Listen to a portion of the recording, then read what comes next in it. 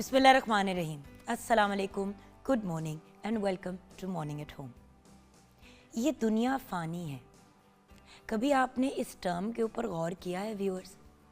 कभी सोचा है इस चीज़ के बारे में कि दुनिया एक्चुअली फ़ानी है?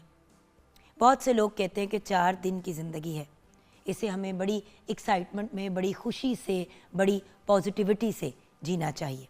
लेकिन हमारा फोकस जो है वो मिनट टू मिनट होता है, इस चीज़ पे नहीं होता कि अगर ये ज़िंदगी एक लिमिटेड टाइम के लिए हमें मिली है तो हमें इसे किस अंदाज में जीना चाहिए।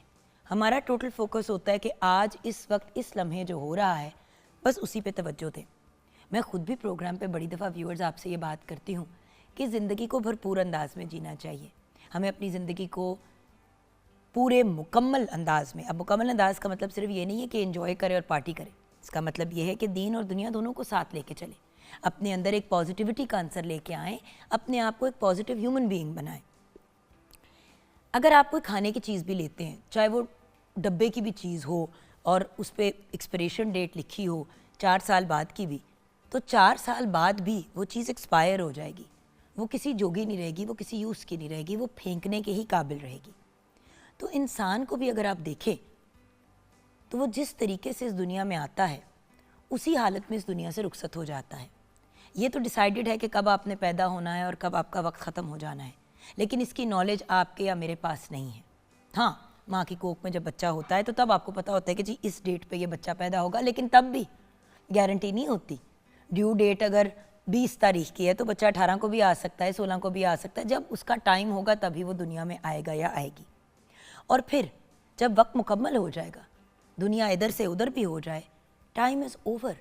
और जब टाइम ओवर है तो आखिरी सांस ली और इस दुनिया से रुखसत हो गए और फिर दफनाए गए एक कफन के अंदर, सिर्फ एक कफन में, और आपके ऊपर मिट्टी डाल दी जाएगी। ना आप अपने साथ कोई हीरे जवाहरात लेके जाएंगे, ना वो महंगी महंगी गाड़ियाँ लेके जाएंगे जिससे हर इंसान ऑब्सेस्ड है, ना ही बड़े बड़े घर होंगे, ना ही महंगे महंगे आपने बैग्स और जूते और कपड़े जो हैं, ये सारी चीज़ें हम इस दुनिया में ले तो लेते हैं और अपने कभी कभी ज़िंदगी का इतना बड़ा हिस्सा हम गुजार देते हैं सिर्फ इन चीज़ों को हासिल करने के लिए। बड़ा घर बनाना है, बड़ा घर बनाना है, बड़ा घर बनाना है, बड़ा घर बनाना है, और इस बड़े घर बनाने की शौक़ में या ख्वाहिश में ज़िंदगी के 20-20, 25-25 साल गुजार देते हैं। अपनी फैमिली को टाइम नहीं देते, अपनी सेहत को टाइम नहीं देते, अपने इर्द गिर्द की चीज़ों को, ज़रूरी चीज़ों को इग्नोर करते हैं। नमाज साइडलाइन कर दी, कभी ये सोचा कि यार हज कर लेंगे, जब घर बन जाएगा देखी जाएगी। घर बन गया, उम्र ऐसी हो गई और सेहत ऐसी हो गई कि अब हज करने के पैसे हैं भी तो हिम्मत नहीं है हज करने की। सो व्यूअर्स, ज़िंदगी में हमने हर चीज़ को साथ लेके चलना है, और जहाँ पे बार बार इस प्रोग्राम में ही हम कहते हैं कि अपने गोल्स को सेट करें, अपने फ्यूचर के बारे में सोचें, प्लानिंग के साथ आगे बढ़ें, वहाँ पे ये चीज़ भी तो ज़रूरी है कि अपनी ज़िंदगी के हर एस्पेक्ट को बैलेंस के साथ लेके चलें। इस्लाम आपको सिखाता है मयाना रवि, यानी कि ज़िंदगी को बैलेंस के साथ आगे लेके चलना। लेकिन हम बैलेंस में ज़िंदगी को ले जाने के बजाय अपनी ज़िंदगी की किसी एक चीज़ को फोकस बना लेते हैं और बस उसी पे तवज्जो देते हैं। आजकल की बच्चियों को देखती हूँ, जिस बच्ची ने पढ़ना है वो सिर्फ पढ़ाई पे और अपनी फ्यूचर और करियर पे तवज्जो दे रही है। जिसका गोल शादी है वो सिर्फ शादी पे फोकस कर रही है कि मैंने पढ़ना लिखना नहीं है, बस मेरी शादी हो जाएगी इवेंचुअली। लेकिन हमारी प्लानिंग से बढ़ के हमारे रब की प्लानिंग है। तो क्या बेहतर नहीं है कि हर चीज़ को पॉजिटिव अंदाज में आगे लेके चलें, हर चीज़ को प्रॉपर तरीके से आसान अंदाज में मुकम्मल करें या उसको स्टार्ट करें? ज़िंदगी अगर 4 दिन की ही है तो क्या वो 4 दिन हमने अपने आप को एग्जॉस्ट करते हुए, अपनी सेहत को ख़राब करते हुए ही गुजारने हैं? आजकल हर बंदा जो है उन चीज़ों के पीछे भाग रहा है जो आर्जी हैं, जो टेम्प्रेरी है, जो कुछ टाइम के लिए हैं और फिर उसने ख़त्म हो जाना है। पैसे जो ज़िंदगी, मतलब पैसे से जो ज़िंदगी आपको मिलती है वो एक दिन ख़त्म हो जाएगी, जिसको हम लाइफस्टाइल भी कहते हैं। हर बंदे को ये होता है कि हमें एक लाइफस्टाइल हमारा होना चाहिए। अभी मैं बात कर रही हूँ उन चीज़ों की जो सिर्फ फिज़िकल चीज़ें हैं। हाँ, अच्छे अमाल करेंगे, पॉजिटिव अंदाज में लोगों के साथ पेश आएंगे, एक तो आपको दुआएं मिलेंगी जो इन इट्स ओन सेल्फ एक बहुत बड़ा ख़जाना है, और उन दुआओं के साथ साथ क्योंकि आपके अमाल अच्छे हैं तो वो गिनती में लिखते जाएंगे। तो जब वक्त आएगा इस दुनिया से रुखसत होने का तो आप अपनी कब्र में जाएंगे दुआएं लेके और अपने अमाल। एक्स्ट्रा कोई चीज़ आप लेके जा ही नहीं सकते, पॉसिबल ही नहीं है। और अगर किसी ने, जैसे कि पुराने ज़मानों में जब आप ममीज़ को निकालते थे पिरामिड्स में, इजिप्ट में, तो उनकी जो बॉडी निकलती थी, ममीफाइड बॉडी निकलती थी, उसके साथ बहुत से हीरे जवाहरात और चीज़ें लोगों ने दफनाए होते थे। वो तो वहीं के वहीं होते थे। तो वो जहाँ पे भी इसके बाद आगे जाना था अगले की रूह ने, रूह तो चली गई, चीज़ें पीछे रह गई। ऐसे लोग भी थे जो अपने साथ, अपने जो साथ काम करने वाले लोग थे और इन लोगों को भी साथ दफना देते थे पिरामिड के अंदर कि ये हमारे आगे जाके काम आएंगे। बट ये पॉसिबल नहीं है, ना ये तरीका है, ना ये सिस्टम है जो दुनिया का है। सो जब इस दुनिया से जाना ही है तो इतनी भूख, इतनी हवस क्यों हम अपने करीबी रिश्तों को साइडलाइन कर देते हैं चीज़ों के लिए? क्यों हम इंजॉय नहीं करते उस स्टेज पे ज़िंदगी के जब एक्चुअली हमारे में हिम्मत होती है? जैसे कि बहुत से लोग सोचते हैं कि हम ट्रैवलिंग करेंगे, ज़रूर करेंगे, लेकिन तब करेंगे जब हमारे पास पैसे बहुत होंगे।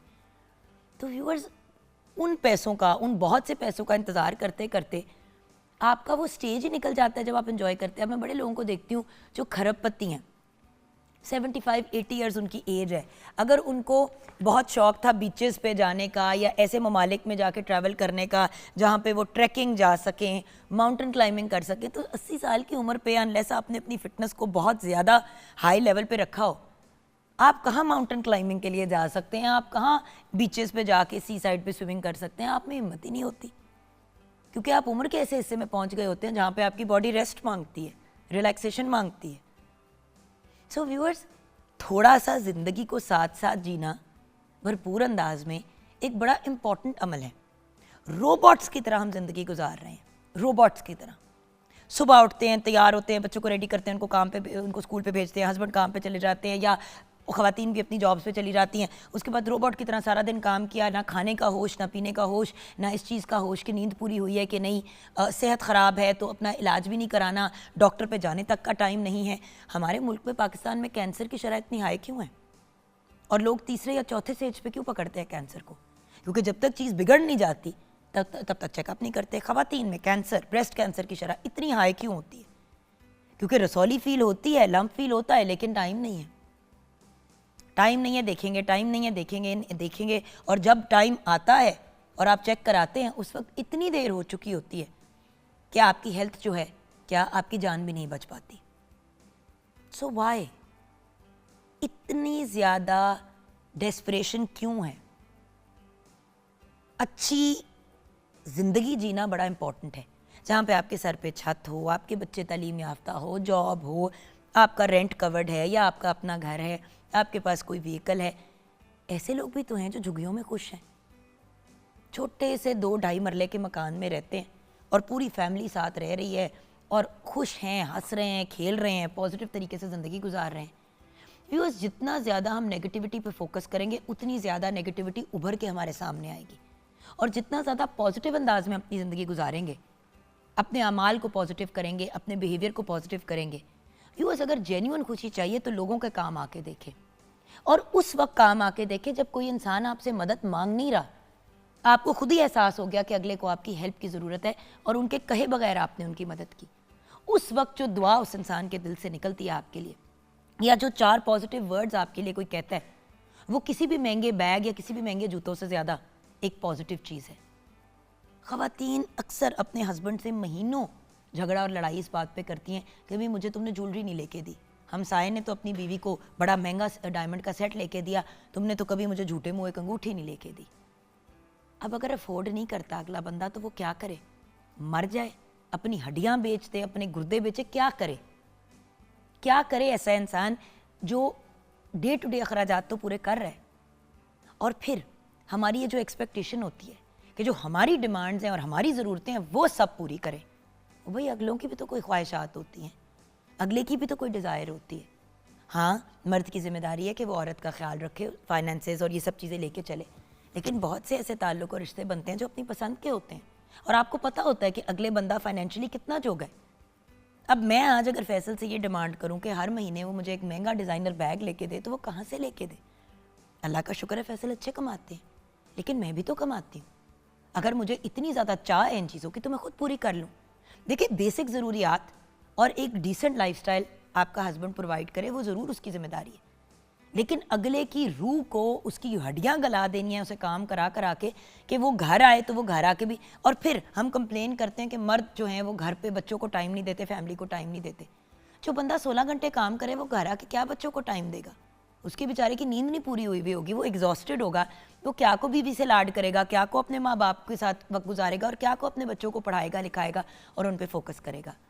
देखिए व्यूअर्स, ज़िंदगी में हमने, अगर जहाँ हम इस प्रोग्राम में ख़वातीन की बहुत सपोर्ट करते हैं और हम सब औरतों के साथ खड़े हैं, वहाँ पे मर्द हजरात, उनकी भी तो कोई ख्वाहिशात हैं, उनकी भी कोई डिज़ायर्स हैं।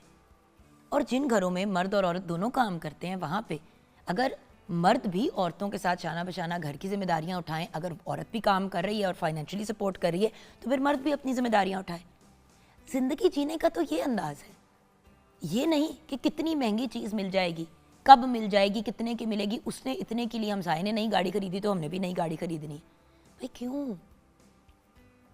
ज़रूर ये चीज़ों के लिए मेहनत करें, एफर्ट करें, अपनी करियर बिल्डिंग पे काम करें, लेकिन अगर दुनियावी चीज़ें पूरी करने के लिए आप अपने ख़ानदान को भी इग्नोर कर रहे हैं, अपनी सेहत को भी इग्नोर कर रहे हैं, और सिर्फ चीज़ों के ऊपर आपका फोकस है और ताल्लुकात आपके ज़ीरो होते चले जा रहे हैं, तो आई एम सॉरी, ज़िंदगी में सबसे बड़ा एसेट जो आप बनाते हैं वो आपके ताल्लुकात होते हैं, वो रिश्ते होते हैं, वो कनेक्शंस होती हैं जो आप बनाते हैं।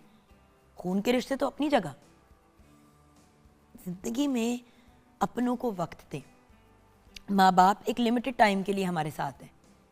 ये ज़िंदगी की एक रूटीन है, एक सर्कल ऑफ लाइफ है, ऐसे ही होता है। माँ बाप दुनिया से रुखसत हो जाते हैं, फिर बच्चे घरों के बड़े बन जाते हैं, फिर उनके बच्चे वो जीते चले जाते हैं और हम इस दुनिया से रुखसत हो जाएंगे। सो जब इस दुनिया से रुखसत ही होना है और उसी अंदाज में होना है, कोई खरब पत्ती भी हो तो दफनाए उसने उसी अंदाज में जाना है जिस तरह कोई रेगुलर बंदा दफनाया जाएगा। सो उन पैसों का अचार डालना है। क्या करना है इतने पैसे का और इतनी चीज़ों का जो आपको खुशी नहीं दे रही, जो आपको जहनी सुकून नहीं दे रही। मुझे एक दिन किसी ने ये बात कही जो बड़ी मुझे चुभी कि पैसे तो बहुत कमाता हूँ लेकिन उन्हें एंजॉय करने का मौका नहीं मिलता। और अगर मैं सोचूं इसके बारे में तो सच्ची बात यह है कि मैं भी, मेरी अच्छी अल्लाह का शुक्र है अर्निंग है, लेकिन मैं उसको एंजॉय कितना करती हूँ। सारे पैसे वक्फ हो जाते हैं कमिटमेंट्स पे, चीज़ों पे। ऑब्वियसली बच्चे भी, मेरा हमजा यूनिवर्सिटी में बाहर पढ़ रहा है, मेरे बच्चे छोटे हैं, उनकी भी ज़रूरियात है, लेकिन अच्छे कमाने के बाद भी खुद मैं क्या एंजॉय करती हूँ। इसीलिए मर्द हजरात में भी अक्सर बिटरनेस आ जाती है और वो बहुत सड़ियल हो जाते हैं, क्योंकि वो कहते हैं अगर मैं मशीन ही हूँ और मैंने सिर्फ काम करना है, पैसे कमाना है, हर किसी की ज़रूरियात पूरी करनी है और मैं ज़ीरो हूँ, तो फिर क्या फ़ायदा इस ज़िंदगी का, और क्या फ़ायदा इस अर्निंग का, और क्या फ़ायदा इन एफर्ट्स का। इसीलिए अक्सर मर्द हजरात जो है वो हाथ पे हाथ धर के घर पे बैठ जाते हैं और कहते हैं नहीं करना, कर लो जो करना है। तो बात यह है कि मिलजुल के अगर हम ज़िंदगी साथ गुजारें अच्छे अंदाज में, पॉजिटिव अंदाज में, तो शायद ये थोड़ी सी जो ज़िंदगी है उसमें खुशियाँ भी आ जाएंगी और इस दुनिया से रुखसत होते हुए इंसान मुतमईन होगा। बड़े लोग देखें जब आखिरी सांस ले रहे होते हैं या लास्ट स्टेज पे होते हैं ज़िंदगी पे, तो उनसे पूछे कि आपको रिग्रेट क्या है, तो कहते हैं अपनी ज़ात को कोई वक्त नहीं दिया, अपनों को टाइम नहीं दे पाए, अपने लिए कुछ नहीं किया, अकेले रह गए इस दुनिया में। तो ज़ाहिर ही वो बंदा अकेला ही रह जाएगा ना, जो हर वक्त काम और दूसरी चीज़ों में बिजी होगा। ताल्लुकात पे जब टाइम नहीं दिया जाएगा, एफर्ट नहीं किया जाएगा, तो वो लोग करीब होंगे ना जिन्होंने आपस में ताल्लुक बनाया, वो तो नहीं जिसने किसी को कोई टाइम ही नहीं दिया। टाइम बड़ी ज़रूरी और बड़ी कीमती चीज़ है। 042992000648 पे आप कॉल कर सकते हैं। मॉर्निंग एट होम हमारा फेसबुक का पेज है। आइए किचन की तरफ बढ़ते हैं जहाँ पे शेफ़ तैयबा हमारा इंतज़ार कर रही हैं। अस्सलाम वालेकुम। वालेकुम अस्सलाम जुगन, कैसी हैं आप? बिल्कुल ठीक। थोड़ी सैड सी बात से हमने प्रोग्राम का आगाज़ किया। असल में हम ज़िंदगी ऐसे जीते हैं कि जैसे हमने इस दुनिया से रुखसत ही नहीं होना। हम अपने एंड को मद्देनज़र नहीं रखते, उस चीज़ को नहीं याद रखते जो एक बड़ा इंपॉर्टेंट एलिमेंट है कि एक दिन इस दुनिया से जाना भी है। तो जो हम फ़िरौन बन के दुनिया में जी रहे होते हैं, रुखसत तो सब ने उसी हालत में होना है। बिल्कुल ऐसे। बहुत अच्छा आपने जो है वो टॉपिक सेलेक्ट किया। और जुगन यहाँ मैं थोड़ी सी तारीफ़ भी आपकी करनी चाहूँगी कि जिस तरह मतलब मैंने आपके साथ काम किया है, जो टॉपिक्स की सिलेक्शन होती है और उसके बाद जो उसके ऊपर आपका रिसर्च होता है, तो माशाल्लाह मैं कहती हूँ कि उसकी जितनी तारीफ़ की जाए वो कम है। और सेकंड ये कि जो आपने टॉपिक का कहा कि दुनिया फ़ानी है, तो यहाँ खड़े खड़े कुछ चीज़ें मेरे जहन में आ रही थी। जैसे आप कह रहे थे कि अपने लिए टाइम निकालना चाहिए, तो बिल्कुल निकालना चाहिए टाइम, और वो चीज़ें जो आप अर्ली एज में जो है वो एंजॉय कर सकते हैं। जैसे मुझे अभी मैं यही सोच रही थी जुगन की बात सोच के कि जिस तरह फ़िशिंग का या लाइव जो हम करते हैं, कैंपिंग हो गई, इन चीज़ों का बहुत शौक है, तो मुझे ये चीज़ें जो हैं एंजॉय कर लेनी चाहिए। नहीं बट वही वाली बात है ना, तैयबा कब जाओगी कैंपिंग? 80 साल की उम्र पे? मैं यही सोच रही थी कि जैसे आपने बताया कि उस वक्त देखो एनर्जी लेवल फर्क होता है। मैं मामा को अब देखती हूँ, शी मतलब 70 की हो गई हैं।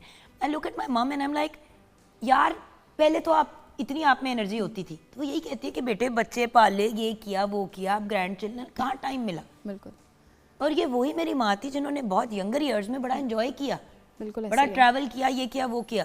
अब वो जहाज में बैठने से घबराती हैं बिकॉज वो यही कहती है कि जो मुझे घबराहट होती है मैं घर पे ही ठीक हूँ। तो वो सारे ख्वाब, वो सारी ख्वाहिशात जीरो हो गई। बिल्कुल। और जुगन इसमें मैं एक चीज़ और ऐड करना चाहूँगी, आपने मदर का जिक्र किया, तो मुझे अम्मी से बेसिकली बहुत डांट पड़ती है इस हवाले से कि वो कहती हैं जो तुम कमाती हो तुम लगा देती हो सारा, मतलब सेफ साइड पे नहीं जाती, तुम कुछ बचा के नहीं रखती। तो उसमें ये कि देखें, अगर आपके बच्चे आपसे कोई चीज़ डिमांड कर रहे हैं तो आप बिल्कुल उनको लेके दें। ज़रूरी तो नहीं है कि आप जो है वो फ्यूचर का सोचें जिसका आपको पता ही नहीं है। जैसे आपने एक एग्जांपल बड़ी ज़बरदस्त दी कि एक्सपायरी डेट जो हम चीज़ों के ऊपर देखते हैं, तो वो तो हमें पता है क्या है, हमारी एक्सपायरी डेट क्या है हमें पता ही नहीं है। एग्जैक्टली तो जब अगले आपको सांस पता का ही नहीं नहीं है कि पता। आपने कब जाना है इस दुनिया से, आप जमा करी जा रहे यार मैंने इतनी इतनी सैड स्टोरीज देखी है कि सारी जिंदगी किसी बंदे ने या किसी औरत ने मेहनत की और 45 साल की उम्र पे हार्ट अटैक हो गया और वो ख़त्म हो गए। और वो जो सारी ख्वाहिशात थी, सारी लिस्ट थी। मेरी एक फ्रेंड के हस्बैंड की डेथ हो गई बड़ी यंग एज पे, ही वाज ओनली 45, वो उनसे भी 10 साल बड़े थे, तो she was only 35 when he died. उनकी एक पुरानी डायरी टाइप चीज़ मिली, कुछ अरसा पहले ही उसको। कहती है यार उन्होंने पूरी लिस्ट बनाई हुई थी कि मैं यहाँ यहाँ ट्रैवल करूँगा अपनी वाइफ के साथ, मैंने ये जगहें लेके जाना है अपने बच्चों को, और ये सारी लिस्ट ही बन के रह गई। उनमें से कहती है एक चीज़ नहीं हमने की, क्योंकि उनको हर वक्त ये होता था कि मैंने इतना अर्निंग कर लूँ कि फिर इसके बाद हम एंजॉय करें। बिल्कुल। तो वो अर्निंग के स्टेज में वो जब दुनिया से गए तो हाँ अल्हम्दुलिल्लाह वो फाइनेंशियली सेट है, उन्होंने ऐसा सिस्टम बनाया कि हर महीने उसका खर्चा भी निकलता है और अगर अगले 40 साल भी वो इज्जत से अपनी ज़िंदगी जिएगी। लेकिन वो सारे ख्वाब, वो सारी ख्वाहिशात, वो सारी डिज़ायर्स, जैसे कि उन्होंने ये लिखा हुआ था कि मैं अपनी दोनों बेटियों के लिए एक एक घर बना के उनको दूंगा शादी पे, जब उनकी शादियाँ होंगी बेटियों की तो मैं उनको गिफ्ट के तौर पे जहेज़ के बजाय, ये सारी चीज़ें, मतलब उन्होंने कोई डायरी ये नहीं लिखी थी कि मैं डियर डायरी, ये कि लिस्टें बनाई हुई थी कि मैंने ये चीज़ें करनी है। क्योंकि मैं इतना रोई और उन्होंने अपनी भी, और उन्होंने एक पर्सनल लिस्ट भी बनाई थी कि मैं ये करूँगा। उनको बड़ा शौक था कि वो K2 के बेस कैंप पे जाएंगे। कहती ये सारी चीज़ें मैंने पढ़ी, उन्होंने कहती मुझसे भी नहीं शेयर की, हम बातों बातों में करते थे ये करेंगे वो करेंगे, लेकिन कहती मुझे ये नहीं पता था कि उन्होंने लिखा हुआ है। और कहती जुगन मेरा कलेजा फट गया जब मैंने पढ़ा कि कोई भी चीज़ उसमें से पूरी नहीं हो पाई। जी। और जैसे आपने कहा दुनिया फ़ानी है, तो आप कोई चैरिटी बेस्ड ऐसा काम कर देना कि जो आपके बाद में भी आपको काम आता रहे। इन्वेस्टमेंट और सारे काम अपने ज़रूर करें, एक लिमिट में रहते हुए, ज़िंदगी भी एंजॉय करें, लेकिन कोई ऐसा काम कर दें जो आपको सदका जारिया हो और बाद में भी आपको जो है वो देता है। एक बात जो मुझे आजकल बड़ी हिट कर रही है, जो बार बार मुझे लोग कहते हैं, जब मैं कहती हूँ ना अपने बच्चों का फ्यूचर सिक्योर करना है, तो वो कहते हैं बच्चे का फ्यूचर सिक्योर करने वाला अल्लाह है। और दूसरी बात, आप जो हिसाब किताब लगा रहे हैं और चीज़ें कर रहे हैं, देयर इज नो गारंटी। और क्या बच्चों ने खुद नहीं कुछ करना, जिस तरह हमने भी अपना कुछ किया ना, उनको पढ़ाओ लिखाओ, उनको इतना जोगा करो कि वो अपने आप को सिक्योर कर सके, बट आगे उन्होंने क्या कमाना है क्या करना है उन पे छोड़ दो। अपना और बच्चों का और बच्चों के बच्चों का कमाने की जरूरत नहीं है। करना है तो जरूर कर लो, जिसको जनरेशनल वेल्थ कहते हैं, लेकिन याद रखो हेल्थ और अपनी ज़ात फिर जीरो रह जाएगी। अच्छा, किचन में क्या बन रहा है उसकी तरफ हम आएंगे, क्योंकि किचन में आप हमें आज कुकिंग लेसन देंगी इन तैयबाज़ किचन। हम ब्रेक की तरफ जाने से पहले ट्रिब्यूट पेश करना चाहेंगे मुज़फ़्फ़र वारसी साहब को। आज उनकी डेथ एनिवर्सरी है। बहुत ही बेहतरीन पोइट, हमद और नात लिरिसिस्ट। 23 दिसंबर 1933 को आप पैदा हुए। आपका पूरा नाम मोहम्मद मुज़फ़्फ़र उद्दीन सिद्दीकी था। आपकी फेमस तहरीर में वही खुदा है, मेरा पैगंबर, तू कुजा मन कुजा जैसे बेशुमार कलाम शामिल हैं। आपको गवर्नमेंट की जानिब से प्राइड ऑफ परफॉर्मेंस से भी नवाजा गया। आपकी डेथ 28 जनवरी 2011 में हुई। आज इस ग्रेट पर्सनालिटी को याद करते हुए ब्रेक की तरफ जाएंगे। ब्रेक के बाद जब वापस आएंगे तो किचन में क्या बन रहा है वो जानेंगे। आप हमारे साथ रहिएगा।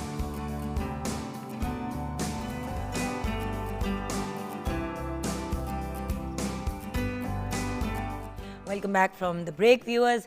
दुनिया फ़ानी है, हम इस पे बात कर रहे हैं।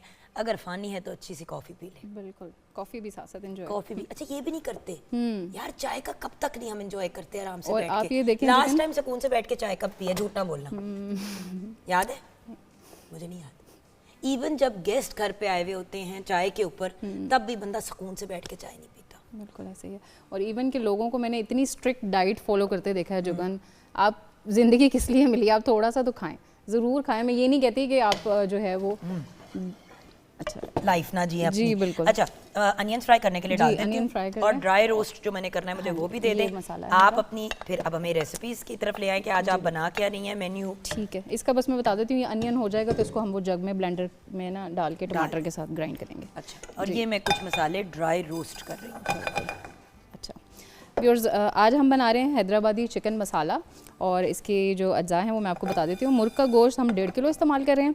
तेल हस्बे ज़रूरत है, तेज़ पत्ता 2 अदद, नमक हस्बे जायका, दही 1 कप, सुरख मिर्च पाउडर 1 खाने का चम्मच, टमाटर 2 अदद, प्याज 2 अदद, धनिया पाउडर 1 चाय का चम्मच, हल्दी 1/4 चाय का चम्मच, अदरक लहसुन की पेस्ट 1 खाने का चम्मच, ब्राउन प्याज आधा कप, बड़ी इलायची 1 अदद, दालचीनी 1 अदद, बादियान फूल जो है वो हम 1 अदद इस्तेमाल कर रहे हैं, काली मिर्च 1 चाय का चम्मच, हरी इलायची 2 अदद, लौंग 2 अदद और ज़ीरा 1 खाने का चम्मच।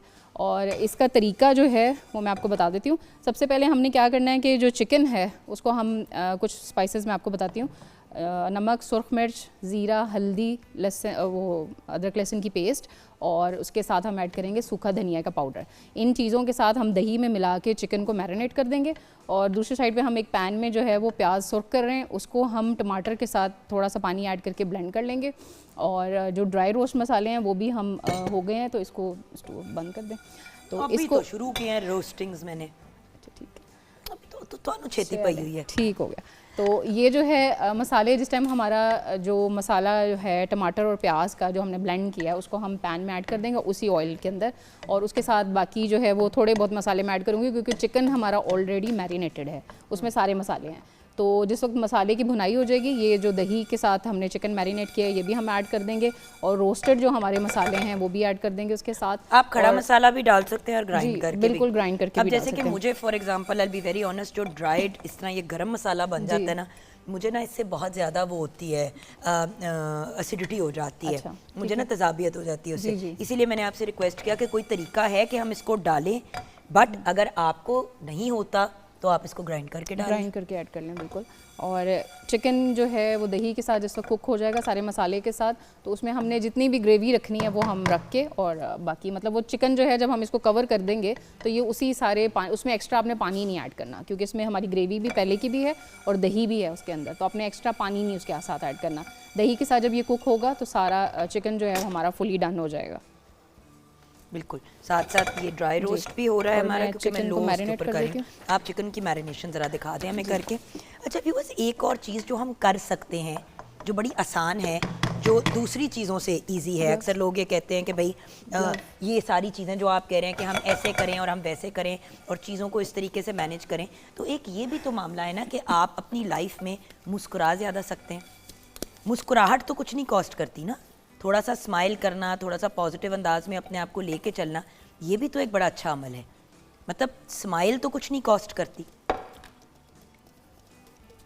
सो we can smile more, we can be more positive, ये भी एक चीज़ है। अच्छा, इस चूल्हे पे कोई और चीज़ करनी है मैंने? नहीं अभी नहीं। अच्छा ठीक है, सो ये मैं बंद कर देती हूँ। अनियंस को ब्राउन करना है या अच्छा इनको हमने इसको हमने ब्लेंड करना है। अगर ये हम ऐसे भी ऐड कर लेंगे तो कोई इशू नहीं क्योंकि हमारे पास ऑलरेडी ब्राउन प्याज है जो मैं दही के साथ और चिकन के साथ मिक्स कर रही हूँ ना, तो इसको हमने फिर हल्का सा सिर्फ हाँ जी, कुक बस करना है। इसको हल्का सा कुक कर लें, ये सॉफ्ट हो जाएगा तो इसको हम टमाटर के साथ जो है वो डाल grind के कुक करके फिर हम इसको ग्राइंड कर जी बिल्कुल फाइन उसका पेस्ट हम बना लेंगे। बल्कि इसी के अंदर हम अपने रोस्टेड मसाले भी डाल के ग्राइंड कर लेंगे तो वो ब्लेंड हो जाएगा। हाँ ब्लेंड हो जाएगा साथ। अगर नहीं इस तरह खाना तो ऐसे भी हो जाएगा। तो और वो ये भी एक सारे option मसाले जो रेसिपी में मैंने आपको बताए हैं इसमें मैंने ऐड कर दिए, इनको हम अच्छे से मिक्स कर लेंगे। अगर आपके पास टाइम है तो आप ओवरनाइट इसको मैरिनेट करके रख दें चिकन को।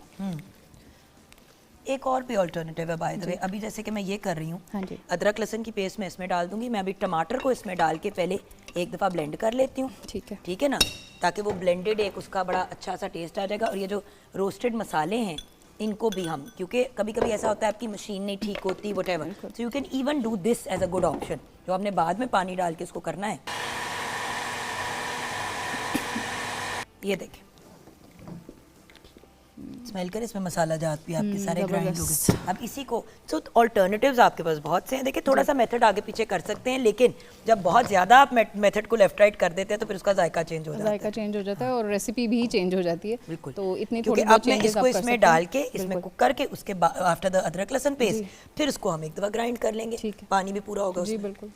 और चिकन जो है वो भी मैरिनेटेड है। ये कितनी देर हमने मैरिनेट करना है? इसको आप कम से कम मतलब टाइम नहीं है जैसे अभी हम कर रहे हैं, तो हम तो इसको ऐड कर देंगे ऐसे ही, क्योंकि इसने मसाले में कुक होना है तो वो फ्लेवर ऑलरेडी उसके अंदर आ जाएगा। लेकिन अगर आपके पास टाइम है तो जैसा मैंने बताया कांटे भी कि मारे जा सकते हैं हाँ जी थोड़े से। बिल्कुल, वो मैंने पहले किया है उसको, चिकन को। फॉक्स के साथ ना आप थोड़े से अगर कांटे से उसके अंदर होल्स कर दें। बिल्कुल, तो अच्छा मैरिनेशन तैयबा अच्छी हो यार, जाती मुझे है। एक बात बताओ, जी।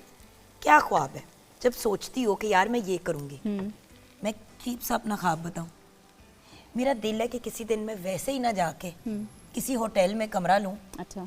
काम के लिए नहीं, क्योंकि काम की वजह से तो बड़ी दफ़ा ट्रैवल करते हैं। सही। आपको पता है, मुझे नहीं याद कि लास्ट टाइम मैंने होटल का कमरा कब एंजॉय किया। अजीब सी बात है, एक्सप्लेन करती हूँ। एक बंदा जो कॉन्स्टेंटली ट्रैवल कर रहा होता है, एंड ऑब्वियसली जब आप एड्स के लिए इस तरह की चीज़ों के लिए जाते हो तो देन आपको होटल का कमरा वगैरह चीज़ें दी जाती हैं, टिकट स्टे। जहाज़ पे होती हूँ तो पूरा रास्ता स्क्रिप्ट और उन चीज़ों पे काम कर रही होती हूँ ना। प्लेन राइड को लोग खिड़कियों से बाहर देख रहे होते हैं, वीडियोस बना रहे होते हैं, मैं लगी होती हूँ अपने काम के ऊपर। वो काम मुकता है तो उसके बाद अगली चीज़ शुरू हो जाती है। लैंड होते ही गाड़ी में बैठे डायरेक्ट शूट पे गए या डायरेक्ट होटल गए, वहाँ पे चीज़ें सुटी, फिर अपनी तैयारी के लिए ऊपर गए, फिर आपने शूट की। तो मैं चाहती हूँ कि किसी एक वीकेंड पे मेरी कज़न ने एक दफ़ा हरकत की थी। अच्छा। शाजिया दीदी ने, she 16 years older than me, मेरी बड़ी खाला की बेटी। एक दिन मैंने उनको कहा कि आपकी बर्थडे पे मैंने विश करने आना है। कहती मैं फ़लाँ होटल में होंगी। मैंने कहा लाहौर में आप होटल में क्यों हैं? तो कहती चुकन मुझे सुकून चाहिए, मैंने किसी की बकवास नहीं सुननी, मैंने कोई तैयारी नहीं करनी, मैंने कोई चाय वाय का इंतज़ाम नहीं करना, मुझे अपनी बर्थडे एंजॉय करने का मौका नहीं मिलता। तो उस वीकेंड पे उन्होंने होटल का कमरा लिया, उनके बच्चे भी उनको वहीं पे आके मिले, हस्बैंड ऑब्वियसली वहीं पे आके रुके। लेकिन बड़ी वो मुझे फ़नी बात लगी, और अब मुझे एहसास होता है कि होटल में के कमरे में लेट के सिर्फ टीवी देखना, खाना खाना, रेस्ट करना, नीचे जाके मे बी उनका जो कॉफ़ी शॉप है उसमें रिलैक्स करना, कितना मज़ा है। बिल्कुल मज़ा है। और इसके पीछे मोटिव ये होता है कि आप डेली रूटीन से जो है ना वो फेड अप हो जाते हैं, तो इसीलिए मेरे ख्याल में उन्होंने ऐसी चीज़ सोची। बट मैं वही कह रही हूँ ना कि एक डिफरेंट चीज़, मैं तो होटल्स में ठहरती भी हूँ काम की वजह से, लेकिन सुकून का मौका नहीं मिलता। लोग बड़ी दफ़ा कहते हो तुम फलां होटल में बैंकॉक में रही थी, वो कैसा था? मैंने कहा मैं इनकी पता, होटल वालों से पूछो, हमने होटल वालों ने ज़्यादा वक्त होटल में गुजारा, मैंने तो नहीं गुजारा। हमने तो बस सामान ही रखा वहाँ। अच्छा अब डाल दूँ? जी। हाँ जी। सो आपका क्या है ख्वाब? I want to know what तैयबा थिंग्स कि यार आपने जैसे कैंपिंग की बात की, तो कहाँ जाना चाह रही हो, क्या करना चाह रही हो? नॉर्दर्न एरियाज़ का ही डेफिनेटली प्लान बनेगा, तो बच्चों के साथ ही प्लान है इंशाल्लाह। और बाकी जुगन जिस तरह आपको पता है मेरा मोटिव बच्चों से शुरू होता है, बच्चों पे ही ख़त्म होता है, तो उन्हीं के लिए कुछ करना चाहती हूँ बस। अपने लिए क्या करना है तैयबा? और करो मैं क्या कह रही हूँ, अपने लिए। ये जो तैयबा है इस लड़की के लिए क्या करना है? Masking you about you. मैंने कहा ना मैं होटल के कमरे में जाके रहना चाहती हूँ, बच्चों ने आके मिलना है तो वहीं पे आके मैंने अस्सलाम वालेकुम खुदा हाफिज़। For me what about you? मेरा ख्वाब बस यही है कि एक अच्छा सा घर बनाना है इंशाल्लाह, अल्लाह ने हिम्मत दी तो ज़रूर इंशाल्लाह, बस यही है मेरा ख्वाब। और छोटे छोटे ख्वाब तो मैंने भी आपको बता दिए शो के ये दौरान। कौन से छोटे छोटे ख्वाब थे? इतने क्यूट क्यूट ख्वाब थे। अब ये हम थोड़ा सा कुक करेंगे इसमें जी। और फिर इसी को हम एक दफ़ा फिर से ब्लेंड कर देंगे, राइट? जी। ऑब्वियसली थोड़ा सा उसमें लिक्विड ज़्यादा आ गया, हाँ जी। बट वो हो जाएगा सॉर्ट आउट। बेसिकली इसकी पेस्ट बनती है, राइट? हाँ जी। पेस्ट से ये होता है ना, अब देखें हम ग्रेवी बना रहे हैं तो ग्रेवी में जो है वो नहीं अच्छे लगते। आप कढ़ाई या कोई इस तरह की चीज़ बना रहे हैं तो उसमें खड़ा मसाला जो है वो भी चल जाता है, लेकिन ग्रेवी में अच्छा नहीं लगता, तो इसीलिए हम इसको ब्लेंड करेंगे। ब्लेंड करेंगे। और इसको खाया किस चीज़ के साथ जाता है? इसको खाया जाता है वैसे तो हम नान के साथ ही सर्व करते हैं इसको, गार्लिक नान है या कलवंजी नान है उसके साथ ये अच्छा लगता है ज़्यादा। और अगर आप राइस, बहुत ज़्यादा राइस लवन है तो आप राइस के साथ भी खा सकते हैं। इसको अगर मटन या बीफ में बनाना हो तो उसका फिर प्रोसीजर क्या होगा? उसका प्रोसीजर ये होगा कि ज़ाहिर है कुकिंग टाइम हमारा जो है वो बढ़ जाएगा मीट का। आप उसको ओवरनाइट मैरिनेट करें और उसके बाद जो है आप गोश्त को अच्छे से गला लें, और क्योंकि यहाँ पे ग्रेवी के अंदर जो है ना उसको फिर टाइम लगेगा गलने के अंदर, तो कुकिंग टाइम जो है उसका बढ़ जाएगा। और उसका बेहतरीन तरीका ये होता है कि आपके पास अभी इसके अंदर ही ग्रेवी में कुक करना है या पहले ऑयल में? ये जो है ये जिस वक्त मतलब अभी ब्लेंड करके हम दोबारा इसमें ऐड करेंगे ना, तो उसके साथ क्योंकि इसमें मसाले डले हुए हैं, ठीक है, तो वो सारा हम एज इट इज़ इसको ऐड कर देंगे, क्योंकि अभी इसमें दही है तो दही भी काफ़ी सारा जो है ना उसमें पानी है, छोड़ेगी। बिल्कुल, तो हमने एक्स्ट्रा कोई पानी क्योंकि इसमें देखो ऐड ना नहीं करना। चिकन में तो आपको भूनने की जरूरत नहीं पड़ती, बिल्कुल। तो अगर बीफ एंड मटन में करेंगे तो फिर तो उसमें ये करेंगे ना, जिस तरह अब ये हमने गोश्त को गला लिया है, ठीक है, मैंने आपको कहा है कि उसको थोड़ा सा गलाना है ज़्यादा, तो इसका पानी हम ड्राई करेंगे। जैसे अभी हम ये पेस्ट बनाएंगे ना दोबारा, तो इसको हम प्रॉपरली कुक कर लेंगे, यानी इसका पानी ग्रेवी का हम बिल्कुल ड्राई कर देंगे।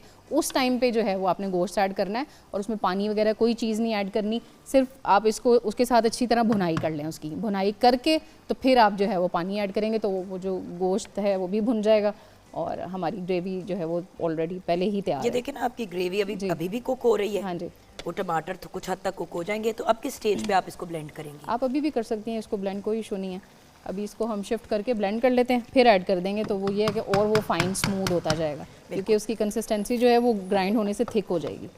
बिल्कुल सही। अब हम इसको, प्लीज़ एक रिक्वेस्ट है, पूरा गरम गरम को उल्टाया ना करें अंदर, एटलीस्ट जब तक ज़्यादातर आपने उसमें से रिमूव ना कर लिया, वरना उसके छींटे भी उड़ते हैं और वो बहुत गर्म होता है जी। एंड उतना डालें जितना आपका ब्लेंडर हैंडल कर सकता है। लोग क्या करते हैं कि पूरा का पूरा उसके मसाले को भर देते हैं अंदर, and then what happens is कि वो गर्मी की वजह से और उसकी वजह से ना, अब जैसे कि I am struggling so I am gonna do it like this, safe side पे बंदा चले तो चीज़ वेस्ट भी नहीं होती है। आई थिंक इसमें इतना काफ़ी है कि हम इसको वो मतलब इसको आधा आधा करके करने की ज़रूरत नहीं होगी। आप सिर्फ इसमें ये टमाटर प्याज बस इसमें डाल दें, बाकी खैर बाकी तो इसमें सारा हो जाएगा। हो ही गया है। ये आपका आ गया अंदर, क्योंकि हमने इसी पैन में बनाना है तो मैं इसमें से छोटे मोटे ज़र्रे भी जो हैं वो रिमूव कर रही हूँ। ये और ऑयल की वजह से आपने परेशान नहीं होना, ऑयल हमारा उसके समेत ही जो है वो जग में चला गया, और जिस टाइम हम कुक करेंगे तो वो ये इसका लिड बिल्कुल, एंड ऑब्वियसली इट्स हॉट, तो लोअर उसके ऊपर ज़रा ट्राई स्टार्ट कीजिएगा।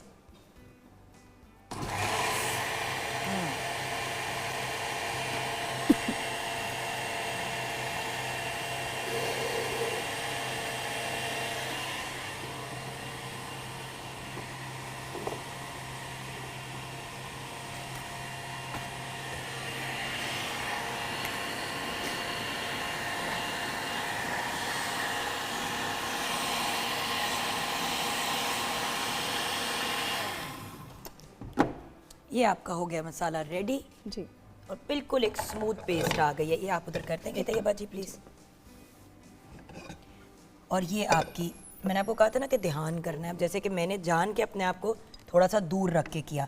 ऑब्वियसली गरम गरम ना करें ब्लेंड तो बेटर है, उसका बेस्ट ऑप्शन यही है कि गरम गरम ना ब्लेंड करें, हो जाएगा। और ये देखो ना टमाटो सूप बन गया एक, सही हो गया, बिल्कुल बिल्कुल परफेक्ट हो गया।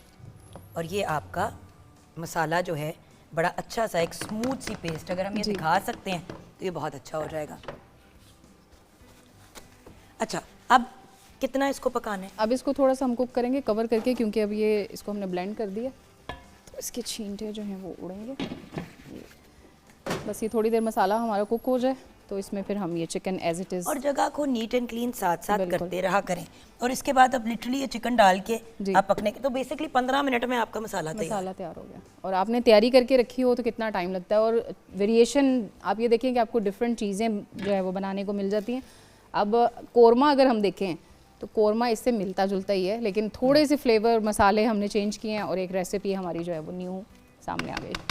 तो ये अब कब तक करने को, जब भी ऑयल अलग जी बिल्कुल, ऑयल अलग हो जाएगा उस टाइम पे फिर ये हम चिकन डाल के थोड़ी सी भुनाई करेंगे और बस इसको हम कवर कर देंगे, क्योंकि दही है इसमें और उसके साथ वो गल जाएगा। ऑसम, हांडी तैयार। So again quick recipes. आप लोग रेस्टोरेंट्स में जाते हैं और कहते हैं यार रेस्टोरेंट का खाना बड़ा मज़े का होता है। रेस्टोरेंट में कितना टाइम होता है ऑर्डर देने के बाद पकाने का? ऑर्डर देने के बाद मैक्सिमम आपके पास 15 से 20 मिनट होते हैं, जिसमें आपने पूरा रेडी करना है। क्योंकि चीज़ें अगर आपको 2-2 घंटे वेट करना पड़े तो आप जाएंगे खाना खाने, और रेस्टोरेंट को भी वारा नहीं खाता। सो रेस्टोरेंट में और हमारे खाने में सिर्फ ये फ़र्क होता है घर के कि वो तैयारी से चलते हैं, उनकी चीज़ें रेडी होती हैं, they are ready to mix. अगर आप करें तो एक्चुअली खाने पकाने में इतना वक्त नहीं लगता जितना प्रेपरेशन में टाइम लगता है। प्रेपिंग आपकी सही हो तो आपको कभी कोई इशू नहीं होगा। ऐसे ही है, बिल्कुल। तो यहाँ पे हम ब्रेक की तरफ जाएंगे, ब्रेक के बाद जब वापस आएंगे तो आज बड़ा ही एक इंटरेस्टिंग सा टॉपिक है, उस पर डिस्कशन करेंगे। आप हमारे साथ रहिएगा।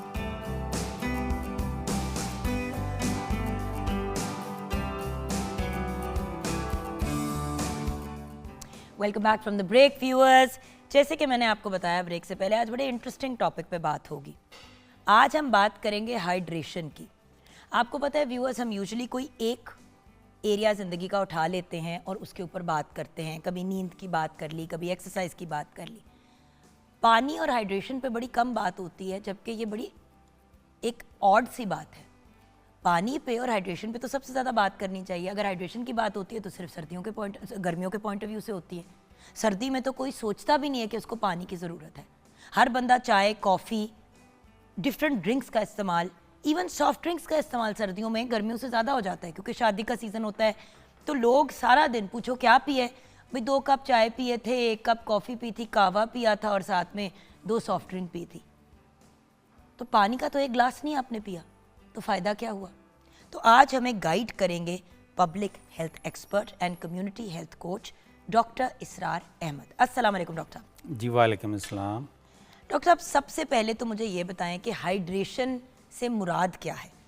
उसके बाद मैं उन वेरियस चीज़ों की तरफ जाऊंगी जो हम पानी के साथ ज़्यादती करते हैं। हाइड्रेशन में जैसा कि भी आपने कहा कि लिक्विड्स हैं, चाय हैं, सॉफ्ट ड्रिंक्स हैं, बहुत सारे हैं, मगर जो सबसे ज़्यादा इम्पोर्टेंट है हमारी लाइफ में वो है पानी, जो रिहाइड्रेट करता है हमारी बॉडी को। हमारी बॉडी क्योंकि एक्चुअली 60 to 70% जो है वो पानी से बनी हुई है उसकी, तो उसके लिए हमें जो सबसे ज़्यादा जिस चीज़ की ज़रूरत है वो है पानी।